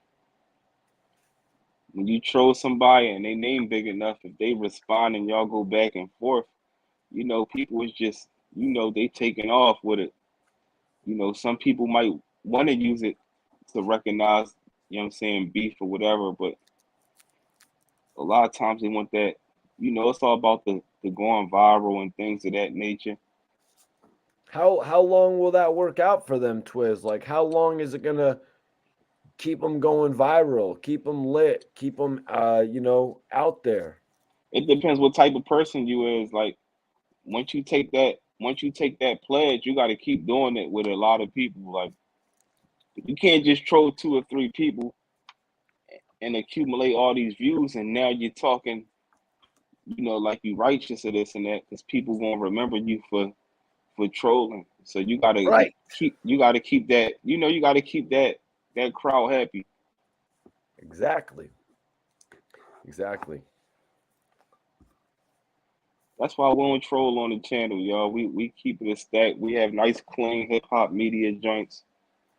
You know, we don't be on here talking bad about nobody. We might be speaking about topics that's going on, but we don't be on here trying to humiliate nobody. Yeah, we We don't be keep on it here level talking headed. about voodoo, Exactly. We keep it level headed. Like talking about hip hop. We're not on here talking exactly. about voodoo. Facts.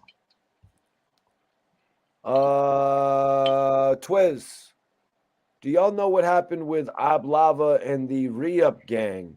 Ab Lava. Dang, Ab Lava is behind the scenes, but he's still active. Um, Roscoe P. Coltrane is locked up. We know Pusha T brother not in the music game no more. Like that's pretty much it. Like Ab Lava still do stuff behind the scenes. Roscoe P is incarcerated. And we know what Pusha doing, and his brother is, you know what I'm saying, on the Well, righteous path. let's jump off of that, Twizz. What do you make of salute to No Malice. Definitely no malice.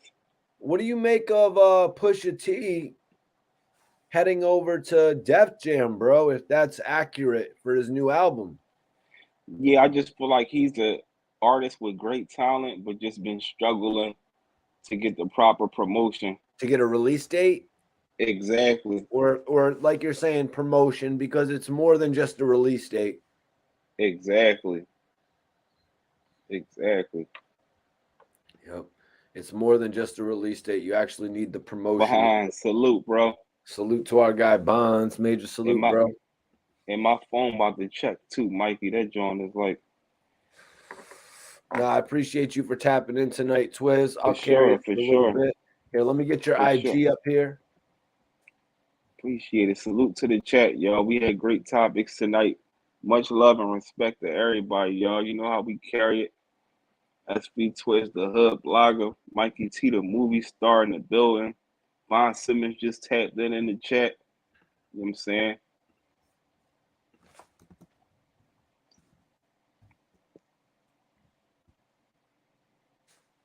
Any other open questions, y'all know, you know what I'm saying? Drop them joints.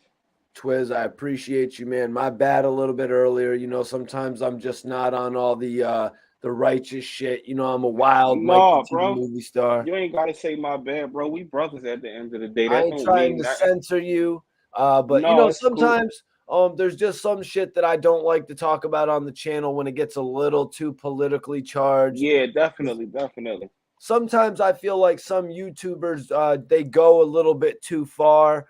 I like to just keep things and be a little bit more reserved on this channel. We like to Facts, talk about the music on the channel. We don't like to facts. really talk about all the conspiracy theories.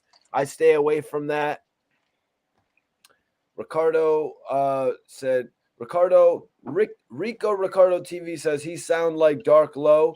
Twizz, have you ever heard that before? No, I never heard that one before, but you know, like they say, Philly people, a lot of them sound the same. But we can say about New York and Cali and all of that. Like they said, Nipsey Hussle sound like Snoop. You know what I mean? I guess it just come to, you know, everybody everywhere got their own accents or whatever. You know what I mean? Guy's gonna be like, I wasn't even talking about SV Twizz. What are you talking about, Mikey T? Sometimes we misinterpret you guys' questions, man, but you know, Yeah, that's true. appreciate But it. if that's what you meant, then I understand it because, Everybody hit that like definitely, button. definitely. Much respect. Everybody follow SV Twizz on the gram. Twizz, let them know what you do before your phone dies up out of here, man. Yeah, man, you know what I'm saying? It's SB Twizz, the hood blogger, man. Carried on the YouTube channel, definitely. You know what I mean? I interviews, I blog, I do videos speaking on certain situations, and I'm also a filmmaker. If you ain't check out my film that's out right now, Torn Apart, man, make sure y'all check it out. I got a Philly legend, you know what I'm saying, on that joint, Vodka 1000 proof. You know what I mean? We did our thing on that joint, and in the process of getting this next film rolling, it just got to be perfect. Anybody want to be a part of it or y'all want to network, man, make sure y'all holler at me on the gram, DM me, you know what I'm saying, and we can lock in, man.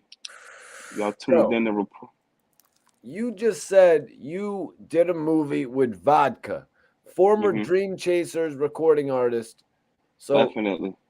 Twizz is giving anybody here an opportunity, even if you have friends or family that are looking to get involved with film. Twizz just said he had one of the dopest artists in Philly, one of the most known artists in Philly, actually in his film. So this is a major Definitely. opportunity, guys. Subscribe to Twizz's channel to actually see all of his content, to watch his short film, and drop a comment on there to get in contact with him. If you want to submit, Absolutely. just you can drop a comment as easily as sending over your email for Twizz to respond to it. We just lost Twizz, but he'll be back on another episode next week. Everybody sub to my channel here, Report Card Radio. It is free to sub to the channel. And when you sub to the channel, make sure you hit the notification bell. I need everybody to be on here every time I come live with the news, y'all, with this hip hop news, man. Spread the love, man. Everybody go support SV Twizz, man. I was just about to have him. I'm gonna have to get him back on the channel in an exclusive interview format to talk about actually working with Vodka. That's never I've never actually had him dive into that before. But the new movie Slap Face is out. The link is pinned up right now. If anybody has been wondering, Mikey T, what movie have you been in? Have you ever been in a movie, Mikey T? Why do you call yourself Mikey T, the movie star? Well, you guys can all see the movie that I've been in right now. It's on Shudder. If you're asking yourself, what's Shudder, Mikey T? Shudder is the Netflix of horror films. All the best horror films, and some of the ones that you've never seen before. You know what I'm saying? Made by independent filmmakers in some cases. They are on Shudder, y'all. Shudder.com. It's pinned up right now. Click that link. You can actually get a free 7-day trial. You can watch Slapface now for free. You guys can check out. I got a little scene in there. My brother is the director and the writer of the film. Very interesting. We got the kid August Maturo from Girl Meets World in it. A couple other people. Yeah. Really proud of the film, though.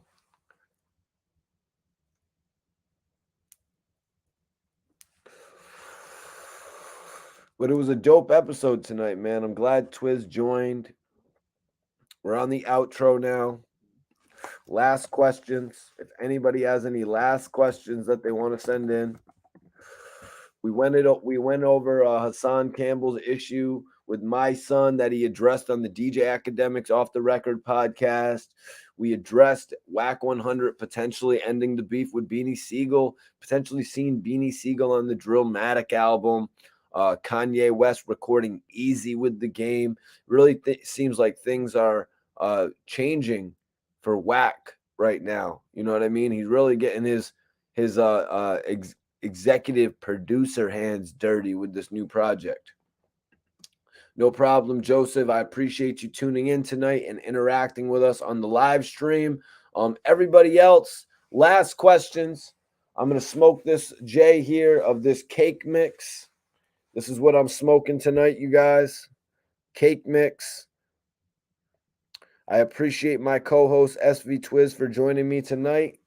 We had an amazing episode. You know, sometimes shit gets a little politically charged on the channel. I like to keep the politics down, though, man, because I don't really. Sometimes I just like to keep it about hip hop news. You know what I mean? I'm not trying to talk about what's going on Channel 5 News. That's not me. Not yet. You know what I'm saying? I don't get a bag for that. But you know, this hip hop shit isn't about the hip hop shit isn't about getting the bag. This shit is about getting my name so I can get somewhere where I get a bag. Sure. But this shit is about showing my craft. This shit is about showing what I can do. Some people I was watching this one guy do a review of a film. He's like, yeah, I do this shit just so it's an outlet for me. You know, a lot of people rap, artists rap, and they call it a therapy. You know what I'm saying? Yeah, all day I'm spewing hip hop knowledge and facts. So you're damn right I'm going to come on here and do it on live. And I'm glad I have all of you as my audience to interact with, to teach, to learn from. You know what I mean? All of that shit. We go through it all together. We smoke together. We drink together. Sipping Bel Air, hopefully together. As soon as I get that major endorsement, then we can go all over the country sipping Bel Air together. You dig? That's what I'm going to be on, y'all. But listen, everybody in here, I'm taking last questions, but everybody in here, I want you to follow me on the gram.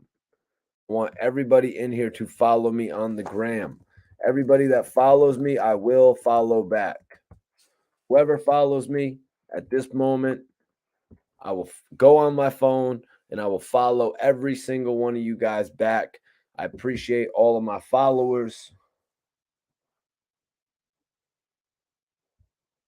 You know, I appreciate all my followers out there, everybody that supports the channel, everybody that tunes in and watches all of my interviews, everybody that actually supports me, man. It's real love, man. It's real love. And wait till you see where we're going, man. We're going straight to the top. That's where we're going. Fire this shit up. And we're about to get out of here, though, man. We are on the outro, baby. The conclusion of the show. We're going on 12:45. We're going on 1 o'clock in the morning. Appreciate you, Shelton. You the truth for tuning in. That's real shit. I'm going to stay here promoting the news, y'all, because this is what I've wanted to do forever. You know what I'm saying? This is what I wanted to do forever. You know what I'm saying?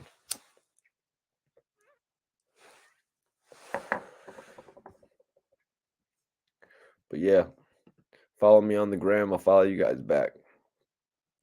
About to go watch a movie or some shit, smoke up a couple J's, get ready for tomorrow. So I will see you all on the next episode. I appreciate y'all.